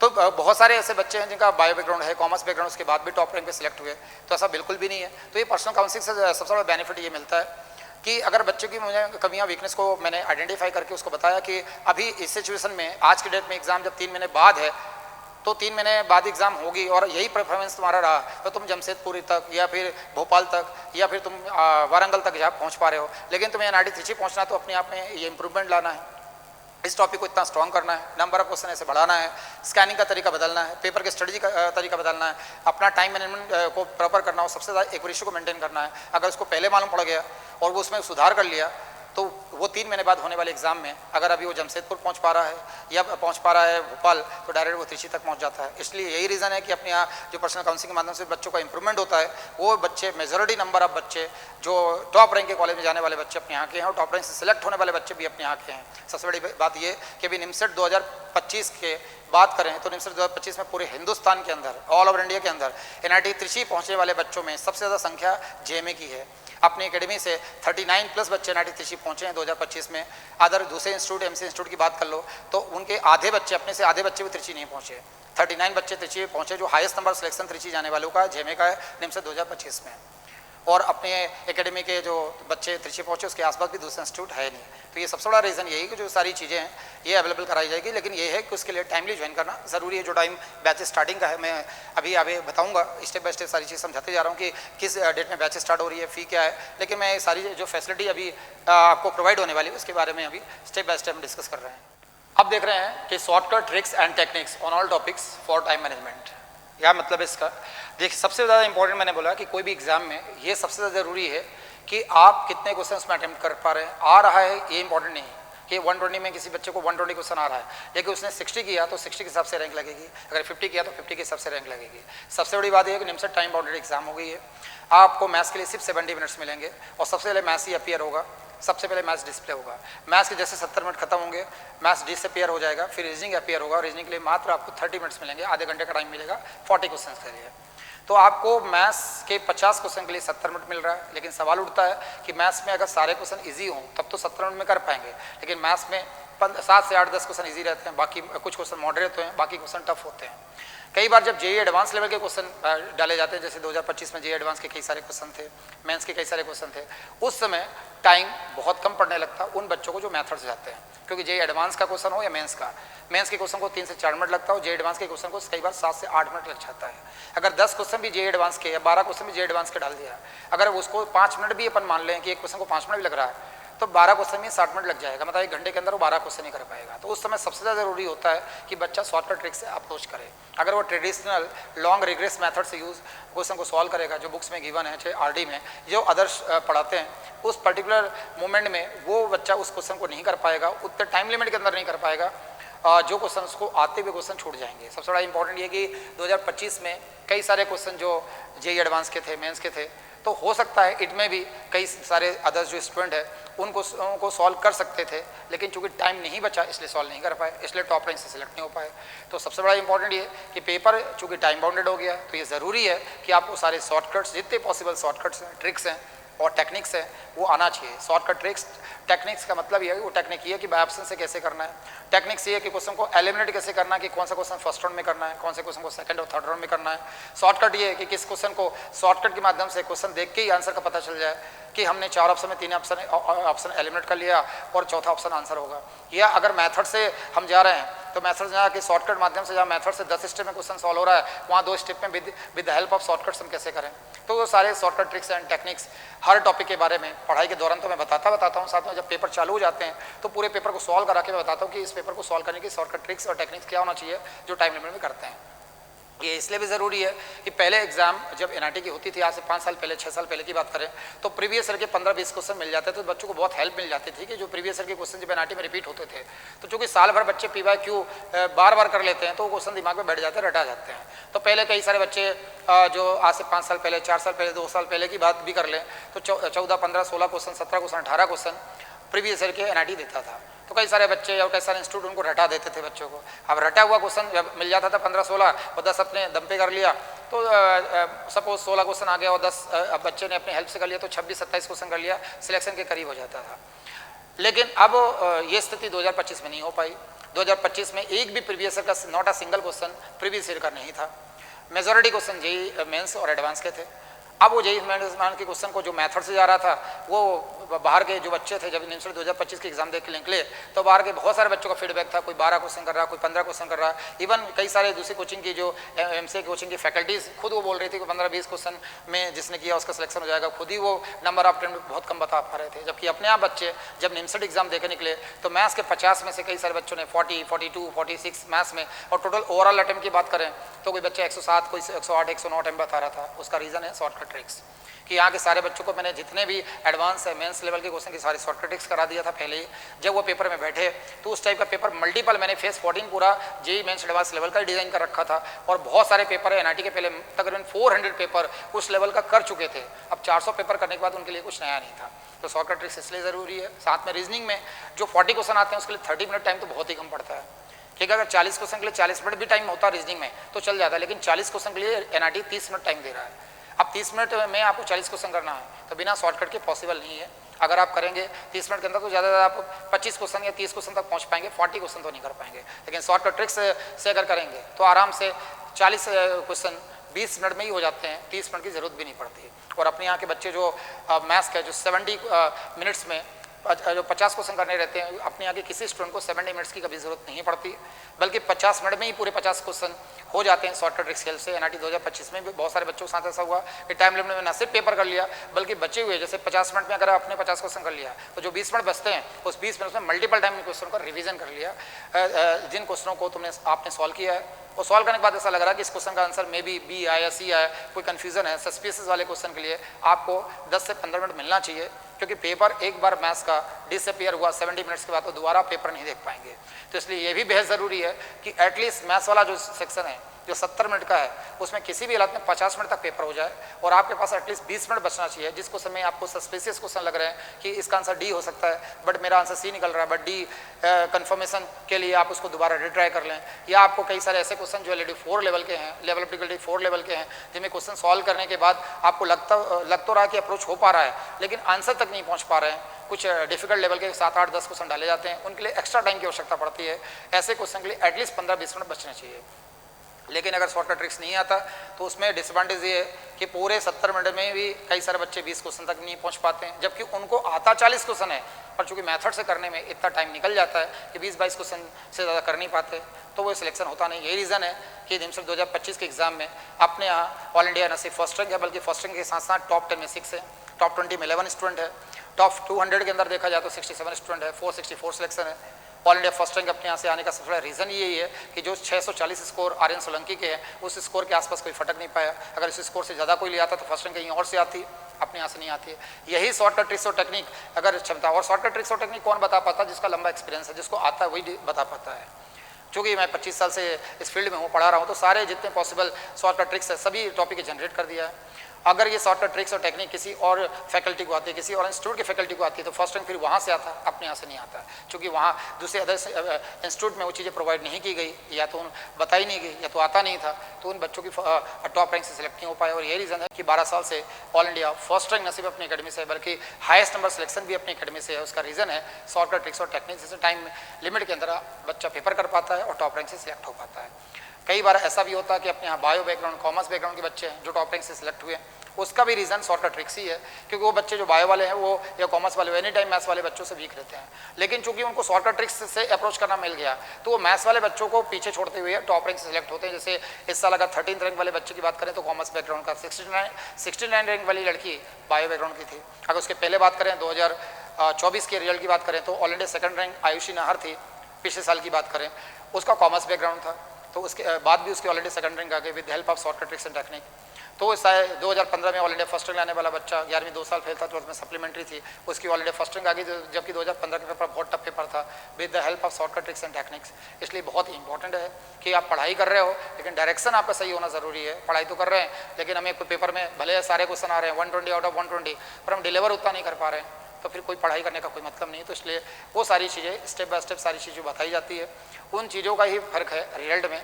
और किसी एकेडमी का, किसी कोचिंग इंस्टीट्यूट का, किसी भी इंस्टीट्यूट का एवोल्यूशन सिर्फ इस बात से होता है कि उसके रिजल्ट्स क्या हैं, क्या पढ़ा रहे हैं। कमिटमेंट तो कोई भी कुछ भी कर दे, बोलने को कुछ भी कर दे, डिस्प्ले करने को कोई कुछ भी करे, इंपॉर्टेंट है रिजल्ट्स क्या रहे हैं। आज NIT त्रिची सब बच्चों का ड्रीम यही रहता है, क्योंकि इसलिए भी रहता है कि वहाँ पे नंबर ऑफ प्लेसमेंट सबसे ज़्यादा होते हैं, कंपनी सबसे ज़्यादा हायर पैकेज देती है, इसलिए हर बच्चे का ड्रीम त्रिची के लिए है। तो ये सब सारी चीज़ को ध्यान में रख के ही हमें कोचिंग सेलेक्ट करना चाहिए, ज्वाइन करना चाहिए। चलिए अब इसके बाद देख रहे हैं निमसट CUT महाराष्ट्र 2026 प्रिपरेशन स्ट्रेटजी। ये फास्ट ट्रैक कोर्स के दौरान जो टेस्ट सीरीज और फास्ट ट्रैक कोर्स का कॉम्बो पैकेज है उसमें क्या स्ट्रेटजी रहेगी और क्या रणनीति रहेगी पढ़ने की, किन किन बातों पे ध्यान दिया जाएगा, जिससे 7 से 8 महीने के अंदर न सिर्फ महाराष्ट्र में CUT में बल्कि NIT में, सबसे इंपॉर्टेंट NIT, मैं बार बार NIT के लिए कॉन्सेंट्रेट इसलिए बोल रहा हूँ कि जो बच्चा तैयारी करा उसके दिमाग पे NIT ही होना चाहिए, क्योंकि NIT का कोई सब्स्टिट्यूट नहीं है, NIT जैसा पैकेज किसी का नहीं है। NIT के पैकेज से आधे पैकेज में भी आसपास कोई नहीं भटकता, तो टारगेट NIT होना चाहिए कि भले कोई महाराष्ट्र में टॉप कर ले, CUT में टॉप कर ले, लेकिन उसका NIT में सिलेक्शन नहीं हुआ तो फिर उसके कोचिंग करने का कोई मतलब नहीं। तो टारगेट तो NIT होना चाहिए, क्योंकि NIT में जितनी कंपनी है वर्ल्ड की है, माइक्रोसॉफ्ट है, गूगल है, अमेजॉन है, इसको सारी टॉप कंपनी आती है, टॉप प्लेसमेंट देती है। अभी कितना भी फ्लक्चुएशन किसी भी फील्ड में आ जाए, लेकिन अभी भी जो टॉप प्लेसमेंट NIT त्रिची हो रहे हैं, जितने पैकेज NIT त्रिची ऑफर कर रही है और जो बच्चे प्लेस्ड हो रहे हैं कहीं और से नहीं हो रहे हैं, इसलिए सबसे ज़्यादा इंपॉर्टेंट NIT है। NIT का कोई सब्स्टिट्यूट नहीं है। तो क्या क्या फास्ट ट्रैक में क्या प्रिपरेशन स्ट्रेटजी रहेगी 2026 में, चाहे महाराष्ट्र की बात करें, CUT की बात करें और निमसट की बात करें, कुछ ढंग से उस रणनीति से तैयारी होगी। उसमें सारे पॉइंट्स हैं। पहला है टेस्ट पेपर सॉल्विंग टेक्निक्स। ये टेस्ट पेपर सॉल्विंग टेक्निक्स में ये होता है कि जो टेस्ट पेपर होता है अगर उसको सॉल्व करने की टेक्निक नहीं आ रही है तो आपको पूरा पेपर में 100% क्वेश्चन आने के बाद भी आप 50% पे डिलीवर नहीं कर पाएंगे। तो सॉल्विंग टेक्निक में सबसे इंपॉर्टेंट है कि वो क्वेश्चन को कैसे स्कैन करके 3 लेवल में क्वेश्चन को डिवाइड करना है कि कौन से क्वेश्चन को फर्स्ट राउंड में करना है या कौन से क्वेश्चन को फर्स्ट राउंड में नहीं करना है। डू और डोंट दोनों पता होना चाहिए कि यार जो क्वेश्चन फर्स्ट राउंड में नहीं करना, आपने गलती से क्वेश्चन उठा लिया तो पूरा टाइम कंज्यूम कर देगा। चूंकि क्वेश्चन कम अटेम्प्ट होंगे तो आपका दिमाग डिस्टर्ब हो जाएगा, आपके अंदर फियर आ जाएगा, फियर आने के बाद घबराहट होगी, घबराहट के बाद क्वेश्चन गलत होना चालू हो जाएंगे। ये सबसे ज़्यादा प्रॉब्लम बच्चों के साथ यही होती है, डिसीजन मेकिंग गलत हो जाता है। तो पेपर सॉल्व करने की प्रॉपर टेक्निक होती है कि पूरे पेपर को कैसे हम 3 लेवल में या 4 लेवल में डिवाइड करें, जिसमें इजी क्वेश्चन अलग, मॉडरेट अलग, टफ क्वेश्चन अलग करें। और पेपर को सॉल्व करने की टेक्निक्स के साथ साथ उसमें वो स्ट्रेटजी भी मालूम होना चाहिए कि हमें किस स्ट्रेटजी से पेपर सॉल्व करना है। कि मैथ्स में बहुत सारे टॉपिक है, जैसे सपोज अलजेब्रा का टॉपिक है, कोऑर्डिनेट का है, कैलकुलस का है, स्ट्रेटेजिक्स है, प्रोबेबिलिटी है, तो अलजेब्रा के साथ किस टॉपिक का कॉम्बो बना के पहले सॉल्व किया जाना चाहिए, कैलकुलस का कॉम्बो किन टॉपिक के साथ बनता है, या स्ट्रेटेजिक्स प्रोबेबिलिटी का कॉम्बो किस टॉपिक के साथ बनता है, ताकि सेम फैमिली के क्वेश्चन हम सॉल्व करें और हम बेहतर रैंक से सिलेक्ट हों। वो टेस्ट पेपर सॉल्व करने की टेक्निक्स में बताया जाता है। और टेस्ट पेपर सॉल्व करने की टेक्निक में इस बात का भी ध्यान रखा जाता है कि पेपर को स्कैनिंग अलॉटमेंट के साथ साथ टाइम मैनेजमेंट के साथ साथ पेपर को कैसे सॉल्व करना है, वो सब पेपर सॉल्व करने टेक्निक में बताया जाता है। साथ में टाइम मैनेजमेंट क्या है, पेपर में टाइम मैनेजमेंट सबसे इंपॉर्टेंट है कि 70 मिनट्स के अगर अंदर मैथ्स करना है तो अगर आप 70 मिनट्स के अंदर मैथ्स के पूरे 50 क्वेश्चन नहीं किया तो भले आपको पूरे 50 आउट ऑफ 50 आते हो, किसी मतलब का नहीं है। तो टाइम मैनेजमेंट ज़रूरी है कि 70 मिनट्स के अंदर पेपर हो जाए मैथ्स का, 40 मिनट्स के अंदर 30 मिनट्स के अंदर रीजनिंग के पूरे 40 क्वेश्चन हो जाए, कंप्यूटर और इंग्लिश मिला के जो 20 मिनट्स हो रहा है उसके अंदर पूरा पेपर हो जाए। वो टाइम मैनेजमेंट कैसा होना चाहिए, फर्स्ट 25 मिनट्स जब बीते तो मैथ्स के कितने क्वेश्चन आपको हो जाने चाहिए, फिर नेक्स्ट 50 मिनट्स जब बीते तो मैथ्स के कितने क्वेश्चन आपको हो जाना चाहिए। वो पूरा टाइम मैनेजमेंट हर एक टॉपिक का, मैथ्स का, रीजनिंग का, कंप्यूटर, इंग्लिश का बताया जाता है। जो पेपर में जो पर डे यहाँ पे मॉक टेस्ट होते हैं उसमें आपको फॉलो बार बार जब करते हो तो धीरे धीरे टाइम मैनेजमेंट आपको आने लगता है। Speed and accuracy, speed accuracy सबसे ज़्यादा इंपॉर्टेंट है। स्पीड एक्यूरेसी का बैलेंसिंग होना बहुत ज़रूरी है। अगर आपकी स्पीड बहुत अच्छी है लेकिन एक्यूरेसी नहीं है तो इस स्पीड का कोई मतलब नहीं। आपने नंबर अटेम्प्ट बहुत ज़्यादा किए लेकिन 15-20 क्वेश्चन गलत कर दिए तो आपके नंबर माइनस हो गए, तो वो ऐसी स्पीड का कोई मतलब नहीं। वहीं आपकी एक्यूरेसी बहुत अच्छी है लेकिन स्पीड ही नहीं है। तो एक्यूरेसी तो बहुत अच्छी है लेकिन आपने सपोज 40 क्वेश्चन ही अटेम्प्ट किए आउट ऑफ 120, अब 120 में अगर 40 क्वेश्चन अटेम्प्ट किए तो एनआईटी में सिलेक्शन नहीं हो रहा है। तो स्पीड के साथ साथ एक्यूरेसी का कैसे बैलेंस होना चाहिए कि हमारी स्पीड भी हो और एक्यूरेसी भी हो। अगर एक्यूरेसी के साथ साथ स्पीड को बैलेंस कर लिया और स्पीड के साथ साथ एक्यूरेसी को बैलेंस कर लिया, मतलब स्पीड के साथ साथ एक्यूरेसी था, हमें नंबर ऑफ क्वेश्चन हमें ज़्यादा गलत नहीं कर पा रहे हैं, गलत तो हम कितना भी करें 1-2 क्वेश्चन 4 क्वेश्चन हो जाते हैं, लेकिन कई बार ऐसा होता है कि बच्चे स्पीड बढ़ाने के चक्कर में उनको लगता है कि हम अटेम्प्ट बढ़ें, जब वो क्वेश्चन सॉल्व करते हैं उस मोमेंट में हमें समझ नहीं आता कि हम क्वेश्चन गलत कर रहे हैं, लेकिन पेपर ओवर होने के बाद सिली छोटी छोटी मिस्टेक्स हो जाती हैं, सिली मिस्टेक्स हो जाती हैं जो पेपर ओवर होने के बाद मालूम पड़ती है। और हमें लगता है कि अगर हम धैर्य से पेपर करते, पूरी चीज़ों को ध्यान में रख के करते तो ये मिस्टेक आराम से बचा सकते थे। आते हुए क्वेश्चन गलत हो जाते हैं तो कैसे एक्यूरेसी को मेंटेन करेंगे, साथ में स्पीड को मेंटेन कैसे करेंगे, वो पेपर सॉल्विंग टेक्निक में सब समझाया जाता है। तो ये इसमें सबसे इंपॉर्टेंट पॉइंट है। फिर माइंड मैनेजमेंट, माइंड मैनेजमेंट बहुत इंपॉर्टेंट है। पेपर के दौरान अगर माइंड आपका नेगेटिव हो जाता है तो पूरा पेपर बिगड़ जाता है। पेपर के पहले अगर कोई प्री माइंड सेट कर लिया, आपने माइंड को मैनेज नहीं करा, प्री माइंड सेट कर लिया कि पेपर ऐसे ही आएगा, कल का पेपर टफ था तो आज का भी टफ आएगा, 2025 का टफ था तो 26 का टफ आएगा, तो माइंड मैनेजमेंट होना जरूरी है। कोई फेवरेट टॉपिक जो आपका बहुत ज़्यादा फेवरेट हो, जो हर बार पेपर में आ रहा है लेकिन इस पर्टिकुलर डे में नहीं आया, तो माइंड डिस्टर्ब हो जाता है, डिमोटिवेशन आ जाता है कि इस पर्टिकुलर टॉपिक में मेरा बहुत ज़्यादा होल्ड था लेकिन आज वो क्वेश्चन दिख नहीं रहे मुझे, तो पूरे पेपर को हम नेगेटिव ले लेते हैं, पूरे पेपर को नेगेटिव मानसिकता से करके पूरे पेपर को बिगाड़ लेते हैं। माइंड मैनेजमेंट उस समय बहुत ज़रूरी होता है। जब पेपर में शुरुआत करते हैं, शुरू में 2-3 क्वेश्चन लगातार हमारे गलत हो जाते हैं तो पूरा माइंड नेगेटिव हो जाता है। पूरे पेपर का हम इवैल्यूएशन इस बात पे कर लेते हैं कि शुरू के 2-3-4 क्वेश्चन लगातार गलत हो गए तो आज का पेपर मेरा बिगड़ गया। कई बार माइंड मैनेजमेंट की वहाँ सबसे ज़रूरत पड़ती है जब पेपर के बीच में हम किसी क्वेश्चन में उलझ जाते हैं, उलझने के बाद हमारा बहुत ज़्यादा टाइम निकल जाता है और टाइम निकलने के बाद हमारे पास टाइम कम बचा है और क्वेश्चन ज़्यादा बचे हैं, तो हम उस प्रेशर को कैसे ओवरकम करें, उसके लिए माइंड मैनेजमेंट की जरूरत पड़ती है। माइंड डिस्ट्रैक्ट भी पेपर के दौरान कई बार होता है, हम कॉन्सेंट्रेट करते हैं लेकिन हमें पेपर के बाद वाला रिजल्ट हमें पेपर के दौरान दिखने लगता है, हमें बहुत सारी शंका कुशंका बीच में आती है, घबराहट होती है, तो ये सारे माइंड को कैसे मैनेजमेंट करना है। कई बार वो पेपर में दिमाग भी हैंग हो जाता है, छोटे छोटे सड़े सड़े फार्मूले, जो बिल्कुल सिंपल फार्मूले हमें रिकॉल नहीं होते हैं पेपर के दौरान, और वो स्थितियाँ जब आती हैं तो कैसे हम उससे ओवरकम उसको करें, कैसे हम माइंड को कूल रखें, बैलेंस रखें, क्योंकि हमारे पूरे जीवन का सवाल है, पूरे फ्यूचर का सवाल है, हमने साल भर उसके लिए तैयारी करी। वो माइंड मैनेजमेंट की जो टेक्निक्स है वो लगातार जनवरी से लेके पूरा मई तक का जो सेशन होता है पूरा माइंड मैनेजमेंट के ऊपर ही चलता है, पेपर स्ट्रेटजी के ऊपर ही चलता है कि टाइम मैनेजमेंट कैसे करेंगे, माइंड मैनेजमेंट कैसे करेंगे, स्पीड एक्यूरेसी कैसे करेंगे, पेपर सॉलिड टेक्निक, ये पूरा जो स्ट्रेटजी है ये पूरा जनवरी से लेके जो मई तक का टाइम रहता है वो पेपर सॉल्व करने के ऊपर, पूरी टेक्निक्स के ऊपर ही पूरे लेक्चर होते हैं, जिससे बच्चों को बहुत हेल्प मिलती है और बिलो एवरेज बच्चा भी टॉप रैंक से सिलेक्ट हो पाता है। उसका रीज़न यही है।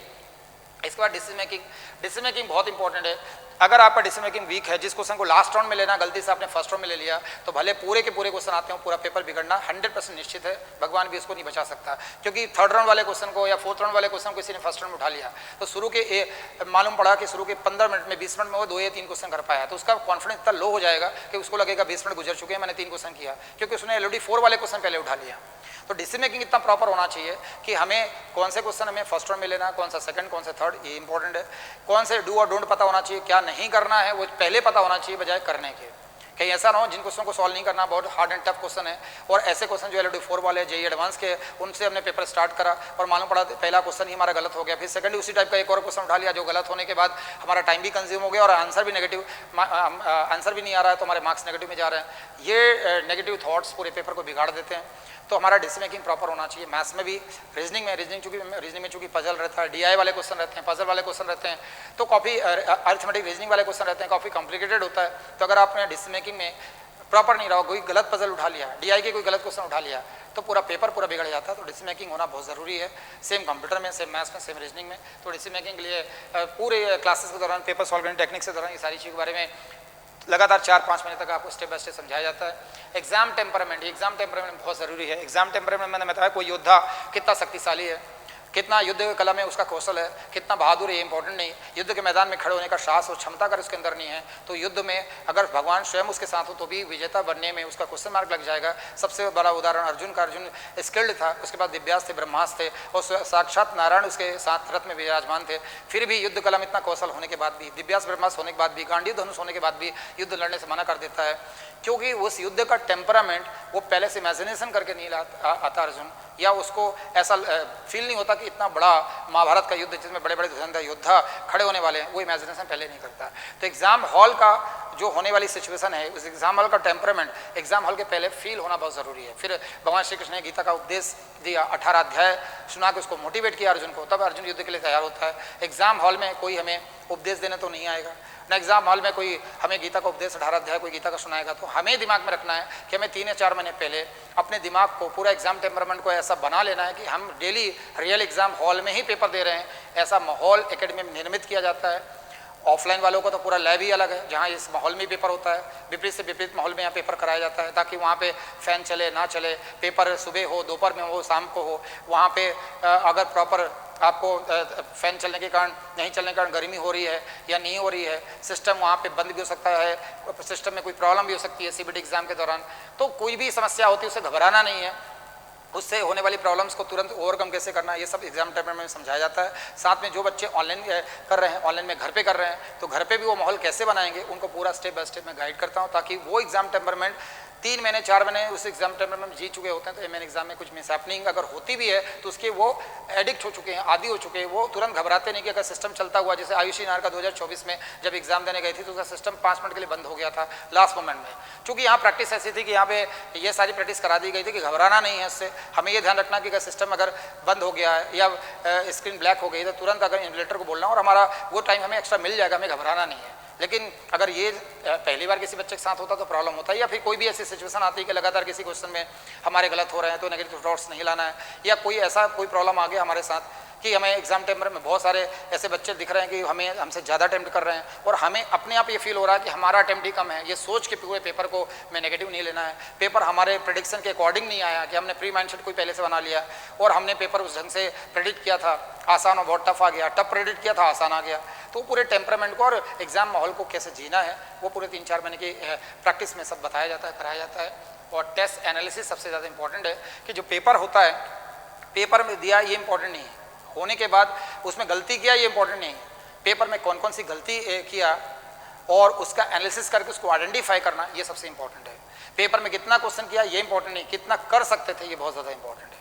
कि पेपर में 40 अटेम्प्ट किया ये इंपॉर्टेंट नहीं, तुम 80 कर सकते थे ये बहुत ज़्यादा इंपॉर्टेंट है, और क्यों नहीं कर पाए ये उससे ज़्यादा इंपॉर्टेंट है। तो टेस्ट पेपर एनालिसिस, हर पेपर के बाद एक एनालिसिस डायरी बनती है यहाँ पे जेएमए में हर बच्चों की, चाहे ऑनलाइन में हो ऑफलाइन में हो, और पूरे एनालिसिस की टेक्निक बताता हूँ कि कैसे अपनी कमियों को डायरी में न सिर्फ लिखना है बल्कि उसको एनालिसिस कैसे करना है, कैसे हम जितना कर सकते थे और जितना कर पाए उसमें जो गैप आ रहा है उस गैप को कैसे रेक्टिफाई करेंगे, जो मिस्टेक हमसे नहीं होना चाहिए था बट वो हो गया तो मेन एग्जाम में ना हो, तो एनालिसिस दौरान उसको आइडेंटिफाई करना है और दूर करना है। कैसे हमने डिसीजन मेकिंग गलत कर दिया जो कि नहीं करना चाहिए था, और थर्ड राउंड वाले क्वेश्चन को पहले लेके पूरा पेपर बिगाड़ लिया जो कि नहीं करना चाहिए था। पेपर को प्रॉपर वे में डिसीजन मेकिंग लेते हुए टाइम का मैनेजमेंट लेके चलना चाहिए था। अगर एक क्वेश्चन में हमें टाइम लिमिट के अंदर क्वेश्चन नहीं हो रहा, उसका पूरा टाइम हमने कंज्यूम कर लिया, तो हमें 3 मिनट 4 मिनट 5 मिनट तक उस क्वेश्चन को लगातार भिड़े हैं बजाय छोड़ के दूसरा क्वेश्चन करना चाहिए था, हमने ये नहीं किया, पूरा पेपर बिगाड़ लिया। तो ये सब एनालिसिस के पार्ट होते हैं। तो जब एनालिसिस में मल्टीपल टाइम डायरी में वो पेजेस रहेंगे, पढ़ने के बाद हमें समझ में आ जाता है कि नहीं हमने पिछले पेपरों में गलती किया तो मेन एग्जाम में गलती नहीं करते हैं। वो सारा रहता है टेस्ट पेपर एनालिसिस में जो बताया जाता है, सारी चीज़ समझाई जाती है। तो ये सारा पूरा चूँकि फास्ट ट्रैक वाले जो टेस्ट सीरीज वाले बच्चे हैं तो ये इनकी फास्ट ट्रैक टेस्ट सीरीज एक कॉम्बो कोर्स हो गया। आप ये समझें कि टेस्ट सीरीज की फीस में ही फास्ट ट्रैक कोर्स पूरा प्रोवाइड किया जा रहा है। उन बच्चों के लिए फास्ट ट्रैक कोर्स और टेस्ट सीरीज कोर्स है जो ऐसे बच्चे जो फाइनेंशियल बहुत सारे वीक थे, बहुत ज़्यादा बच्चे हैं जो फाइनेंशियल वीकनेस होने के कारण या इतना फीस वो पे नहीं कर पा रहे हैं, जिसके कारण वो वेट कर रहे थे कि ऐसा, क्योंकि पिछले बार चूंकि फास्ट ट्रैक कोर्स अपने अकेडमी में इसी दिसंबर में आया था, इस बार मैंने 1 महीने पहले लेके आ गया, उस कोर्स का वेट कर रहे थे। कई बच्चों को मल्टीपल टाइम फ़ोन भी आया कि सर हम 25,000 भी फीस अकेडमी की नहीं पे कर पा रहे हैं ऑनलाइन में। तो जो फास्ट ट्रैक कोर्स कभी स्टार्ट होगा या टेस्ट सीरीज कभी स्टार्ट होगी तो उन्हीं के लिए कोर्स है, तो कम फीस में भी वो सारी फैसिलिटी एकेडमी उनको अवेल करा रही है।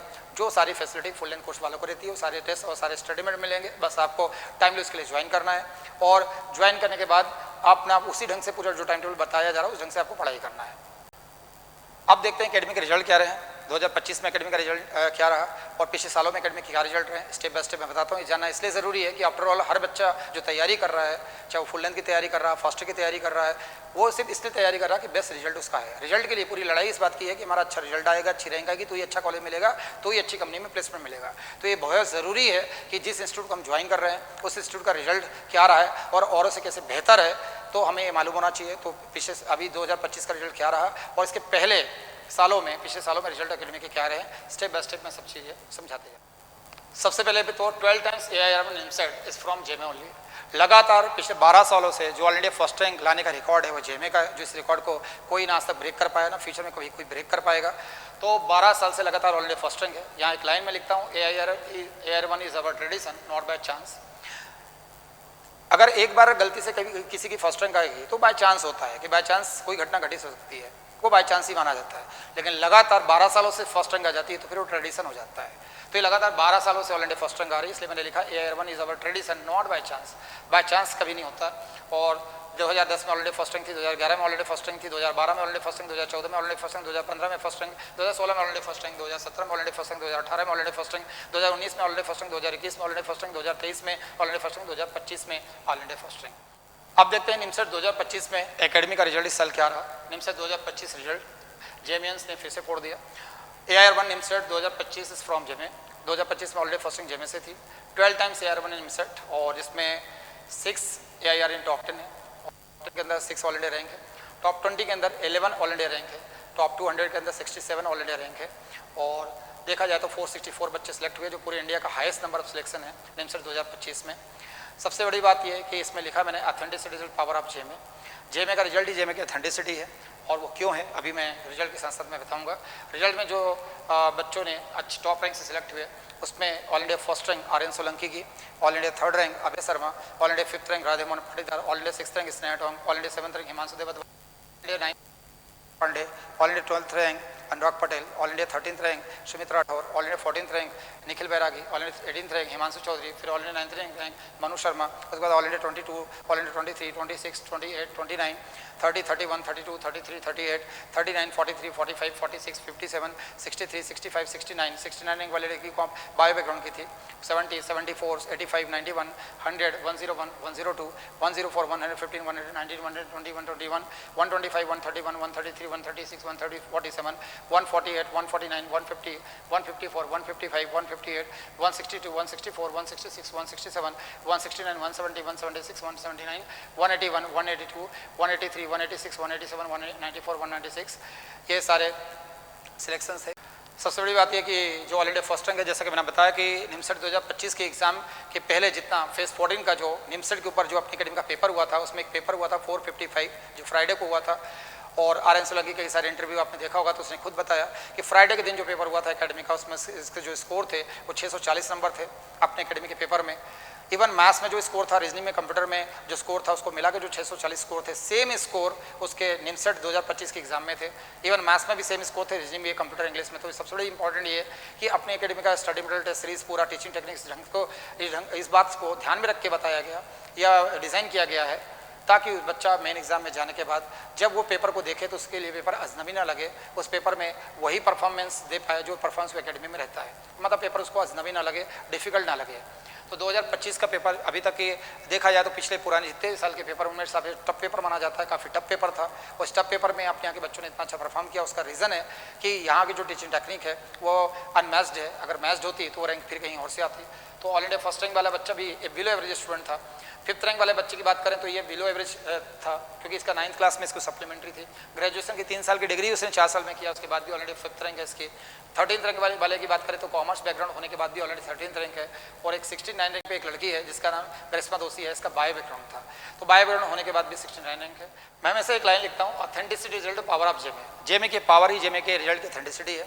इसका क्या मतलब है कि अपने एकेडमी के किसी भी साल के रिजल्ट उठा के देख लो, इस साल या पिछले 18 साल का रिजल्ट उठा के देख लो, उसमें एक भी ऐसा फोटो नहीं मिलेगा जो किसी और कोचिंग के रिजल्ट में डिस्प्ले हो रहा हो। लेकिन अपनी एकेडमी को छोड़ दिया जाए तो अदर इंस्टीट्यूट की बात करें तो अदर स्टूडेंट के बहुत सारे फोटो, एक दो नहीं, अगर 2025 की बात करें तो टॉप 100 के अंदर अदर इंस्टीट्यूट के सिलेक्शन ही 15-20 हुए हैं, मैक्सिमम 15 से 20 सिलेक्शन हुए हैं दूसरे इंस्टीट्यूट के। उस 15-20 सिलेक्शन में से 11 से 12 बच्चों के फोटो और कोचिंग ए में मिल जाएंगे, कोचिंग बी में मिल जाएंगे, कोचिंग सी और कोचिंग डी मिल जाएंगे।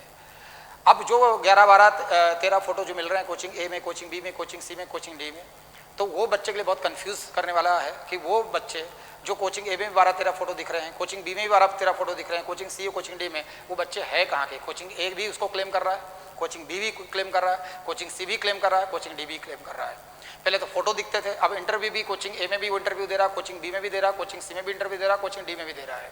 क्यों दे रहा है इंटरव्यू, क्यों अलग अलग कोचिंग वाले उसको क्लेम कर रहे हैं और सारे कोचिंग में फोटो डिस्प्ले हो रहा है। अगर कोचिंग ए का है तो बी उसको रिमूव क्यों नहीं कर रहा है, कोचिंग बी का है तो कोचिंग ए उसको रिमूव क्यों नहीं कर रहा है, कोचिंग सी का है तो कोचिंग ए भी उसको रिमूव क्यों नहीं कर रहा है। वो एक क्वेश्चन मार्क है, वो सभी को पता है ऐसा क्यों हो रहा है।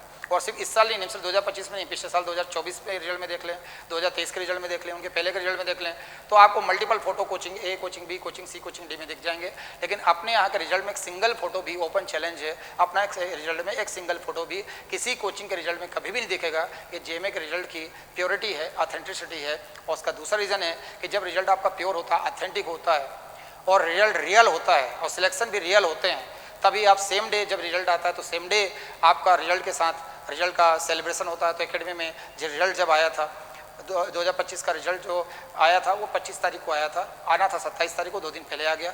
एकेडमी में 25 तारीख को सेलिब्रेशन जो लाइव पूरा यहाँ से रिकॉर्ड जो सेलिब्रेशन हुआ था, उसके बाद यूट्यूब में वीडियो भी अपलोड हुआ था।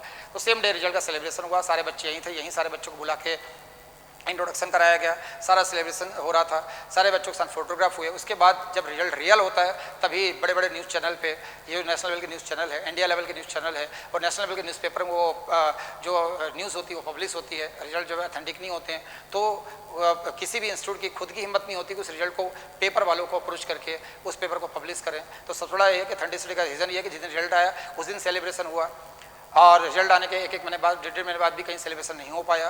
रिजल्ट रियल थे अपने यहाँ के, इसलिए सारे सेलिब्रेशन यहाँ पे हो रहा है। जो रिजल्ट यहाँ के एकेडमी के बच्चों के थे तभी वो नेशनल लेवल के न्यूज़पेपर में पब्लिश हुए हैं, चाहे वो हिंदुस्तान टाइम्स हो, चाहे वो दैनिक भास्कर हो, जो बड़े बड़े न्यूज़ चैनल, जी न्यूज़ है, या फिर बात करें भारत 24 उसमें न्यूज़ चैनल में पब्लिश हुआ। तो ये सबसे बड़ी ऑथेंटिसिटी का रीज़न है, रिजल्ट आने का ऑथेंटिसिटी का रीज़न है। और पिछले सारे सालों में सेम चीज़ें आपको मिलेंगी जो कहीं और कभी नहीं मिल पाएंगी। यहाँ बात करें कि दैनिक भास्कर में ये निमसेट 2025 का जब रिजल्ट आया था तो ये पब्लिश हुआ था रिजल्ट कवरेज था, मीडिया कवरेज था। निम्स 2025 में जितने मिस अकेडमी के आर्यन सोलंकी हुए AR1, 464 स्टूडेंट का सिलेक्शन। निम्स 2025 की प्रवेश परीक्षा में 12वीं बार ऑल इंडिया AR1 जितने मिस अकेडमी से NIT एवं IIIT MC कोर्स के लिए एडमिशन के लिए हुई प्रवेश परीक्षा निम्स 2025 का परिणाम 25 जून 2025 को घोषित किया गया, जिसमें जितने मिस अकेडमी ने संपूर्ण भारत में सफलता का परचम लहराया। इस परिणाम में जितने मिस अकेडमी के ऑल इंडिया टॉप 10 रैंक में 6 student, all India top 20 rank में 11 स्टूडेंट के साथ 464 स्टूडेंट ने निम्स 2025 में सफलता प्राप्त की, जो कि संपूर्ण भारत में सर्वाधिक सिलेक्शन है। जितने मिस अकेडमी के छात्र आर्यन सोलंकी को 1000 नंबर में 640 नंबर प्राप्त कर ऑल इंडिया रैंक 1 प्राप्त किया। साथ ही अकेडमी के Abhay Sharma all India 3rd rank, Radheman Patidar all India 5th rank, Sneha Tong all India 6th rank, Himanshu Devatbal all India 7th rank, Aryan Pandey all India 9th rank, Anurag Patel all India 10th rank, Sumit Rathore all India 13th, Nikhil Bairagi all India 14th, Himanshu Chaudhary all India 18th, Mannu Sharma 19th और Vithal Tejra all India 22, Manish Rathore all India 23, खुशी Gupta all India 26, विवेक हेतवाल 28 और प्रेम प्रजापति 29, ध्रुव तायल ने all India 30 rank प्राप्त की। इसके साथ Hindustan times जो India का सबसे लीडिंग न्यूज़पेपर है, आर्यन सोलंकी फ्रॉम जितने मिस अकेडमी सिक्योर्ड AR1 इन निम्सट 2025, ये सब मीडिया कवरेज CMD का मीडिया कवरेज था। और जिस दिन रिजल्ट आया था, ये ऑथेंटिसिटी जब रिजल्ट होता तभी नेशनल लेवल के न्यूज़ चैनल में पब्लिश होता है और नेशनल के न्यूज़पेपर में पब्लिश होता है। और रिजल्ट अगर ऑथेंटिक नहीं है तो कोई पब्लिश भी नहीं कर सकता, ना कोई बता सकता है। ये बता ही दिया, लगातार आपको 12 साल से ऑल इंडिया फर्स्ट रैंक अपने यहाँ से। एकेडमी का एक अचीवमेंट और है, निम्स 2025 में जो सबसे ज़्यादा NIT त्रिची जाने वाले बच्चों की संख्या में जितने मिस अकेडमी का नाम है, highest number of 39% student got NIT Trichy in NIMS 2025। अगर अदर इंस्टीट्यूट की बात करें तो 39+ बच्चे जो अपने अकेडमी के त्रिची गए, तो अदर इंस्टीट्यूट का कोई भी सिंगल इंस्टीट्यूट भी इसके आसपास भी नहीं है, बल्कि इससे आधे बच्चे भी अदर इंस्टीट्यूट के त्रिची नहीं पहुंचे। पूरे हिंदुस्तान में सबसे ज़्यादा NIT त्रिची जाने वाले बच्चों की संख्या में जितने अकेडमी का नाम है, जो अपने आप पे रिकॉर्ड है। उसका रीज़न सबसे बड़ा ये है कि टॉप 10 में जो सबसे ज़्यादा सिलेक्शन होने वाले बच्चों की संख्या जितने अकेडमी की है। टॉप 10 में 6 स्टूडेंट है, टॉप 20 में 11 है, टॉप 200 में 67 है। जो बच्चे टॉप रैंक से सिलेक्ट होते हैं उन्हीं को NIT त्रिची अलॉट होता है। तो अपने अकेडमी से इस बार 39 बच्चे NIT त्रिची गए, अदर इंस्टीट्यूट के कोई भी इंस्टीट्यूट इसके आसपास भी नहीं है। आर्यन सोलंकी को NIT त्रिची अलॉट हुआ, फिर अभय शर्मा है, राधेमोहन पाटीदार, स्नेहा टोंग है, हिमांशु देवतबाल है, आर्यन पांडे है, अनुराग पटेल है, सुमित राठौर है, निखिल बैरागी है, हिमांशु चौधरी है। फर्स्ट स्लाइड के सारे स्टूडेंट है। सेकंड स्लाइड में बात करें तो मनु शर्मा है, विठल कुमार तेजरा है, मनीष राठौर है, खुशी गुप्ता है, विवेक हेतपाल है, प्रेम सागर प्रजापति है, ध्रुव तायल है, श्रीराम पाटीदार है, शोभित धाकड़ है और हेमंत पाटीदार है। ये सेकंड स्लाइड के बच्चे हैं। थर्ड स्लाइड की बात करें, थर्ड स्लाइड में है पीयूष शर्मा, करीना परमार, प्रदीप पाटीदार, आशुतोष पाटीदार, निमेश कुमार, उज्ज्वल पाटीदार, प्रियंका पालीवाल, रौनक धाकड़, जय देशमुख। और चौथे स्लाइड की बात करें, चौथे स्लाइड में है हर्ष कुमार, अमिताभ निगम, मानबोरा, अमीषा चौधरी, भरत वैष्णे और लेकवेश्वर, अंजलि मेवाड़ा, अदिति वर्मा, राशि गौर।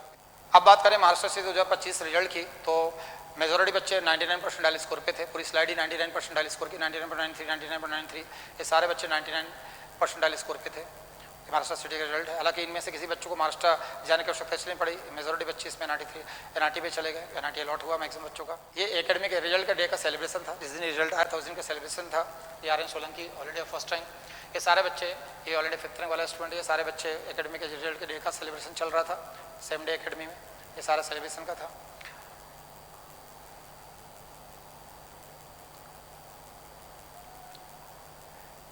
सारे स्टूडेंट, ये सब सेलिब्रेशन का फोटो, जिस दिन रिजल्ट आया तो उस दिन के सेलिब्रेशन के सारे फोटोग्राफ है। ये Aryan Solanki all India first, ये मीडिया कवरेज था। निम्सट 2025 में AR1 जितने मिस अकेडमी से, निम्सट में 12वीं और AR1 जितने मिस अकेडमी से, ये सब मीडिया कवरेज था। 12/24 का ऑल इंडिया टॉप 10 में 6 स्टूडेंट जितने मिस अकेडमी से, ऑल इंडिया टॉप 20 में 11 स्टूडेंट जितने मिस अकेडमी से। निम्सट 2025 में अकेडमी से 464 स्टूडेंट का सिलेक्शन, ये 12/24 न्यूज़ चैनल में कवरेज हुआ था इसका। MC इंटर में जितने मिस अकेडमी देश का नंबर 1 कोचिंग संस्थान, ये 12/24 न्यूज़ चैनल था। इसमें इंटरव्यू थे इनके, Aryan Solanki all India first rank का इंटरव्यू चल रहा था मीडिया में, ऑल इंडिया 3rd रैंक का इंटरव्यू अभय शर्मा का था, फिर ऑल इंडिया 5th रैंक वाले का interview, all India 6th rank वाले का interview, all India 7th rank वाले का इंटरव्यू साथ में चल रहा था। ऑल इंडिया 9th रैंक वाला चूँकि ऑनलाइन में था, तो वाराणसी में था, रिजल्ट 2 दिन पहले आ गया था, बाद में उसको अवार्ड सेरेमनी आया तो उस बाद में उसका इंटरव्यू हुआ। ये जी न्यूज़ में इंटरव्यू था all India first rank Aryan Solanki का, Abhay Sharma all India 3rd rank वाले का जी न्यूज़ में हुआ, और 5th रैंक का राधेमोहन पाटीदार जी न्यूज़ में interview, Sneha all India 6th rank वाले का, और Himanshu all India 7th rank का जी न्यूज़ में इंटरव्यू था। इसके बाद अवार्ड सेरेमनी का, ऑल इंडिया फर्स्ट रैंक वाला बच्चा अवार्ड सेरेमनी में अवार्ड लेते हुए आर एन सोलंकी AIR 1। इसके बाद AIR 3 Abhay Sharma award ceremony में। इसके बाद राधेमन पाटीदार AIR 5। इसके बाद all India 6th rank Sneha. इसके बाद ऑल इंडिया 7th हिमांशु।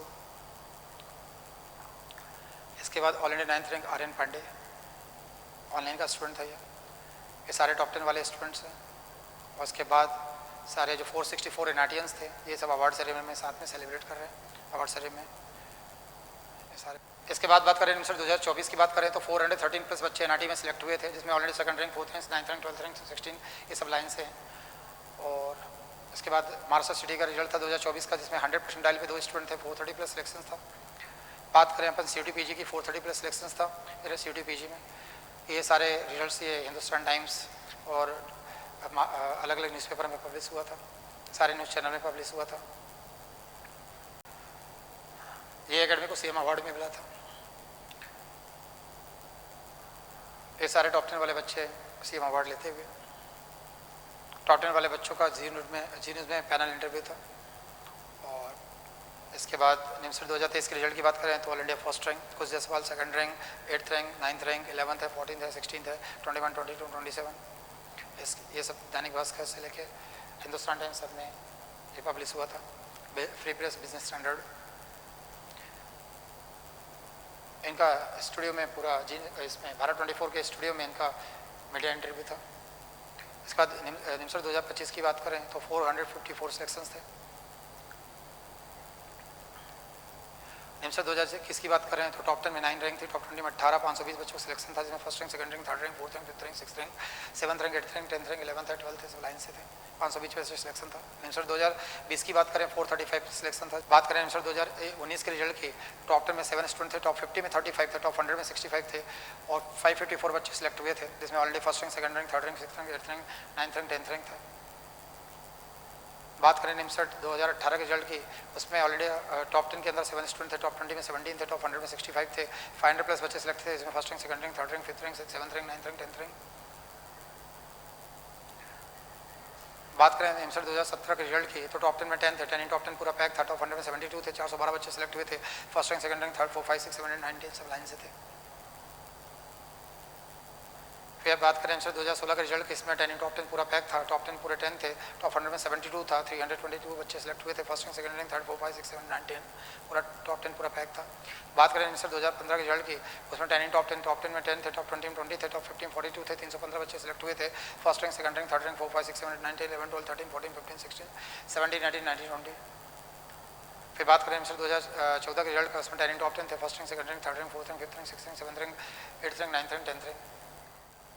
अब देखते हैं बैच इन फी डिटेल। तो fast track course plus test series की जो बैच स्टार्ट हो रही है, जिसमें निम्सट, CUT, महाराष्ट्र सिटी सभी का सिलेबस भी कवर होगा। 2026 निम्सट का, 2026 महाराष्ट्र, 2026 CUT का सिलेबस कवर होगा, प्लस फास्ट ट्रैक के साथ साथ टेस्ट सीरीज़ भी, कंप्लीट टेस्ट सीरीज़ मिलेगी। वो बैच स्टार्ट हो रही है 3 नवंबर से, 3 नवंबर 2025 मंडे से स्टार्ट हो रही है, और उसके ऑनवर्ड्स उसके बाद भी बैच स्टार्ट होती रहेगी। 3 नवंबर को जिनको ज्वाइन कर लिया, कुछ बच्चों ने मान लो किसी भी कारण से 3 नवंबर को नहीं ज्वाइन कर पाया, तो आगे की बैचेस भी वो ज्वाइन कर सकते हैं। अगर कोई बच्चा सपोज 10 नवंबर को ज्वाइन कर रहा है तो 3 नवंबर से 10 नवंबर तक जितना मैं पढ़ा दूंगा उतना उसको रिकॉर्डेड क्लास में प्रोवाइड कर दिया जाएगा, बाकी 10 नंबर से वो लाइव क्लासेस कर पाएगा। पर मेरी एडवाइस है कि जल्द से जल्द वो ज्वाइन करना चाहिए हर बच्चों को, ताकि अच्छे टॉप रैंक से वो सिलेक्ट हो पाए और ज़्यादा से ज़्यादा स्टडी मटेरियल का उपयोग कर पाए, ज़्यादा से ज़्यादा रिवीजन करने का टाइम मिल पाए। फी की बात करें तो फीस मात्र 10,000 है, बहुत नॉमिनल फीस है, 10,000 रुपये फीस है, जिसमें पूरा निम्सट की, CUT की, महाराष्ट्र की पूरा कोर्स, पूरा सिलेबस, पूरा टेस्ट सीरीज, पूरा स्टडी मटेरियल कंप्लीट जो फुल लेंथ वाले बच्चों को मिला वो सारी चीज़ अवेलेबल कराई जाएगी। और 10,000 रुपये इसकी मात्र फीस है, 10,000 फीस है। और ये फीस उन्हीं बच्चों के रिक्वेस्ट में मैंने रखा। पिछले साल पिछले साल बहुत सारे ऐसे बच्चे थे जो फीस के कारण ज्वाइन नहीं कर पा रहे थे, वेट कर रहे थे कि सर कोई टेस्ट सीरीज आएगी, तो मैंने उनको कमिट किया था कि टेस्ट सीरीज की फीस में मैं फास्ट ट्रैक पूरा कोर्स दूंगा, जिसमें सारा आपको फुल लेंथ वाले कोर्स का जो एक्सेस मिल जाएगा, जिसमें बहुत डिटेल में सारी चीज़ें पढ़ पाएंगे। तो बस ये है कि फास्ट ट्रैक और फुल लेंथ में बस इतना सा डिफरेंस है कि फास्ट ट्रैक कोर्स में आपको 2 लाइव क्लासेस डेली करना हो, 2 प्रीवियस रिकॉर्डेड क्लासेस करना पड़ेगा और दूसरी मतलब मेहनत ज़्यादा करना पड़ेगा। सिलेबस इसमें मार्च फर्स्ट वीक में ख़त्म हो जाएगा। उसके बाद आपको रिवीजन चालू हो जाएगा, साथ में सारे वो टेस्ट सारे वो मटेरियल जो फुल लेंथ कोर्स वाले को हो रहे हैं वही सारे फर्स्ट कोर्स वालों को सारी चीज़ों को एक्सेस मिल जाएगा। बट ये है कि इसमें ज्वाइन करने के लिए जितनी जल्दी ज्वाइन करेंगे उतना बेनिफिट है। कई बार ऐसा होता है कि कोई बच्चा मान लो 3 नवंबर की बैच को ज्वाइन नहीं कर पाया, कोई भी फैमिली प्रॉब्लम है या फिर कॉलेज एग्जाम के कारण है और वो नवंबर के बाद ज्वाइन करा, दिसंबर में ज्वाइन करा, तो भी वो फास्ट ट्रैक कोर्स उसको मिल जाएगा, कोई दिक्कत नहीं। फास्ट ट्रैक कोर्स नवंबर में भी स्टार्ट हो रहा है। नवंबर में 3 नवंबर के बाद वो अगर वो चाहे तो 12 नवंबर को ज्वाइन कर रहा है या 25 नवंबर को ज्वाइन कर रहा है तो भी ज्वाइन कर सकता, पर जितना लेट ज्वाइन करेगा उतना उसको वर्कलोड ज़्यादा होगा। तो मेरा एडवाइस है कि पहले ज्वाइन कर ले। सपोज कोई बच्चा अगर 15 नवंबर को फास्ट ट्रैक बैच ज्वाइन कर रहा है तो 15 नवंबर से पहले 3 नवंबर से 15 नवंबर में जितना मैंने पढ़ा दिया उतना वो रिकॉर्डेड कोर्स मिलेगा उसको, रिकॉर्डेड फॉर्म में जितना मिल जाएगा जितना मैंने पढ़ाया। 15 नवंबर के बाद लाइव क्लासेस मिलेगी। कोई बच्चा का दिसंबर में ज्वाइन करा तो नवंबर में जितना 3 नवंबर से लेकर दिसंबर तक जितना पढ़ा दिया वो उसको रिकॉर्डेड क्लास मिल जाएगी, जितना मैंने पढ़ा दिया रिकॉर्डेड में कवर करना पड़ेगा और दिसंबर से उसको लाइव क्लासेस मिल जाएंगी। कोई बच्चा का जनवरी में ज्वाइन कर रहा है तो भी ज्वाइन कर सकता है, लेकिन जितना भी मैंने नवंबर और दिसंबर पढ़ा दिया वो रिकॉर्डेड में उसको कवर करना पड़ेगा। सवाल ये उठता है कि आप कभी भी ज्वाइन करें, फीस यही 10,000 है। आप जनवरी में ज्वाइन करें तो भी 10,000 फीस है, फेब में ज्वाइन करें तो भी, लेकिन सिलेबस जितना लेट होते जाएंगे सिलेबस का वर्कलोड बढ़ता जाएगा। मैं तो सिलेबस कंप्लीट करा दूंगा, रिकॉर्डेड क्लास भी प्रोवाइड कर दूंगा, टेस्ट सीरीज भी प्रोवाइड कर दूंगा। इंपॉर्टेंट ये टाइम कम होने में चीज़ें हम कर नहीं पाएंगे, इसलिए मेरा एडवाइस है कि अभी पूरे कंप्लीट 7 से 8 महीने बचे हुए हैं, तो अगर आप ज्वाइन करना तो फर्स्ट बैच 3 नवंबर ज्वाइन करें जिसमें रजिस्ट्रेशन एडमिशन चालू हो चुके हैं। इसके साथ ही online batch and fee detail for 2027। कोई बच्चा अगर 2027 में एग्जाम देना चाह रहा है और निमसट सिटी महाराष्ट्र की और 2027 की तैयारी करना चाह रहा है, उनकी बैचेज अभी 7 नवंबर 2025 से स्टार्ट हो रही है और 7 दिसंबर 2025 से भी स्टार्ट है। फीस उसकी ऑनलाइन की 45,500 है। कोई बच्चा अगर ऑफलाइन के माध्यम से 2027 के लिए तैयारी करना चाह रहा है तो उसकी बैच भी 7 नवंबर 2025 से स्टार्ट है, क्योंकि ऑनलाइन ऑफलाइन बैच साथ साथ होती है, अलग कुछ भी नहीं होता। फीस इसकी जो है 1,60,000 फीस है ऑफलाइन की। अब आते हैं ऑनलाइन एडमिशन रजिस्ट्रेशन प्रोसेस की। अगर फास्ट ट्रैक कोर्स और टेस्ट सीरीज कोर्स को ज्वाइन करना है या किसी भी कोर्स को ज्वाइन करना है और ऑनलाइन ज्वाइन करना है तो क्या एडमिशन रजिस्ट्रेशन प्रोसेस होगी। एक चीज़ मैं क्लियर कर दूं कि ऑनलाइन और ऑफलाइन की कंबाइंड क्लास होती है। ऑनलाइन और ऑफलाइन क्लास में कोई डिफरेंस नहीं है। जिस मोमेंट में मैं ऑफलाइन वालों को पढ़ा रहा होता हूँ उसी मोमेंट में सेम टाइम में लाइव टेलीकास्ट ऑनलाइन वाले बच्चों को होती है। मतलब ऑफलाइन वालों को जो मटेरियल प्रोवाइड किया जाता है same content same material online वालों को प्रोवाइड किया जाता है। फ़र्क ये है कि ऑफलाइन वाले एकेडमी के फरमाइश में रह के तैयारी करते हैं और ऑनलाइन वाले वो तैयारी घर पे करते हैं। नॉट अ सिंगल डिफरेंस, एक भी डिफरेंस मटेरियल को लेके टीचिंग टेक्निक को लेकर नहीं है। इवन लाइव क्लासेस जो हो रही होती हैं तो ऑफलाइन वाले जिस मोमेंट में क्लास करते हैं जिस टाइम में सेम टाइम में ऑनलाइन वालों को वही क्लास लाइव चल रही होती है, तो कोई भी अंतर नहीं है। चाहे आप फास्ट ट्रैक करें, फुल लेंथ करें, कोई सा भी कोर्स ज्वाइन करें, ऑफलाइन और ऑनलाइन वालों की कंबाइंड क्लास होती है। बस अंतर इतना कि ऑनलाइन वाले अपने खुद घर पे कर रहे हैं और ऑफलाइन वाले प्रीमाइसेस में कर रहे हैं। तो अगर इसमें अगर किसी बच्चों को ये दिमाग में हो कि सर इसमें कोई अंतर होगा कि ऑफलाइन ऑनलाइन में, तो कोई अंतर नहीं है। बस डिसिप्लिन को लेकर अंतर है कि अगर किसी बच्चों को लगता है कि सेल्फ डिसिप्लिन घर पे नहीं कर पाता तो उस केस में ऑफलाइन है। लेकिन फास्ट ट्रैक कोर्स वालों के लिए ऑफलाइन की कोई फैसिलिटी नहीं है। फुल लेंथ कोर्स वालों के लिए ऑफलाइन की फैसिलिटी है। ऑनलाइन अगर फास्ट ट्रैक कर रहे हैं तो ऑनलाइन ही है, आपको ऑनलाइन ही करना पड़ेगा फास्ट ट्रैक वालों के लिए। उसका रीज़न ये है कि प्रीवियस जितने भी लेक्चर हो चुके हैं वो रिकॉर्डेड करने के लिए आपको ऑनलाइन ज्वाइन करेंगे तभी वो पॉसिबल हो पाएगा। दूसरा सबसे बड़ा एडवांटेज ये है अभी ज्वाइन करने का फास्ट ट्रैक वालों को कि आपका कोर्स पिछले साल तो मैंने फास्ट ट्रैक स्टार्ट किया था दिसंबर में, अभी 1 महीने पहले स्टार्ट कर लिया तो आपको रिवीजन का भी 1 महीने ज़्यादा टाइम मिल जाएगा पिछले साल की तुलना में। तो ये सबसे बड़ा एडवांटेज है। अब हम देखते हैं कि ऑनलाइन एडमिशन रजिस्ट्रेशन प्रोसेस क्या है। तो सबसे पहले गूगल में आपको टाइप करना है, ये वेबसाइट का URL है jitendraacademy.com। तो ये होम पेज आपको खुल जाएगा। इसमें एक ये टैब है ऑनलाइन एडमिशन रजिस्ट्रेशन पोर्टल, इसमें आप क्लिक करेंगे तो आपको ऑनलाइन एडमिशन रजिस्ट्रेशन पोर्टल खुल जाएगा, ओपन हो जाएगा, जिसमें पूरी बैच की डिटेल फी डिटेल वगैरह सब दे रखा है। इसके बाद सबसे पहले आप आएंगे न्यू रजिस्ट्रेशन में, न्यू रजिस्ट्रेशन में क्लिक करेंगे। जैसे न्यू रजिस्ट्रेशन में क्लिक किया आपको तो ये विंडो ओपन हो जाएगी जिसमें आपको पर्सनल डिटेल डालना है, स्टूडेंट नेम है, मोबाइल नंबर है, ईमेल एड्रेस है, कैप्चा कोड डालेंगे, रजिस्टर्ड करेंगे। रजिस्टर करने के बाद ये पूरा एरो बना हुआ था, आपको किसी बच्चों को कोई सुविधा ना हो तो इसके बाद मेल में आपको OTP चला जाएगा और मेल आपको ओपन करना है।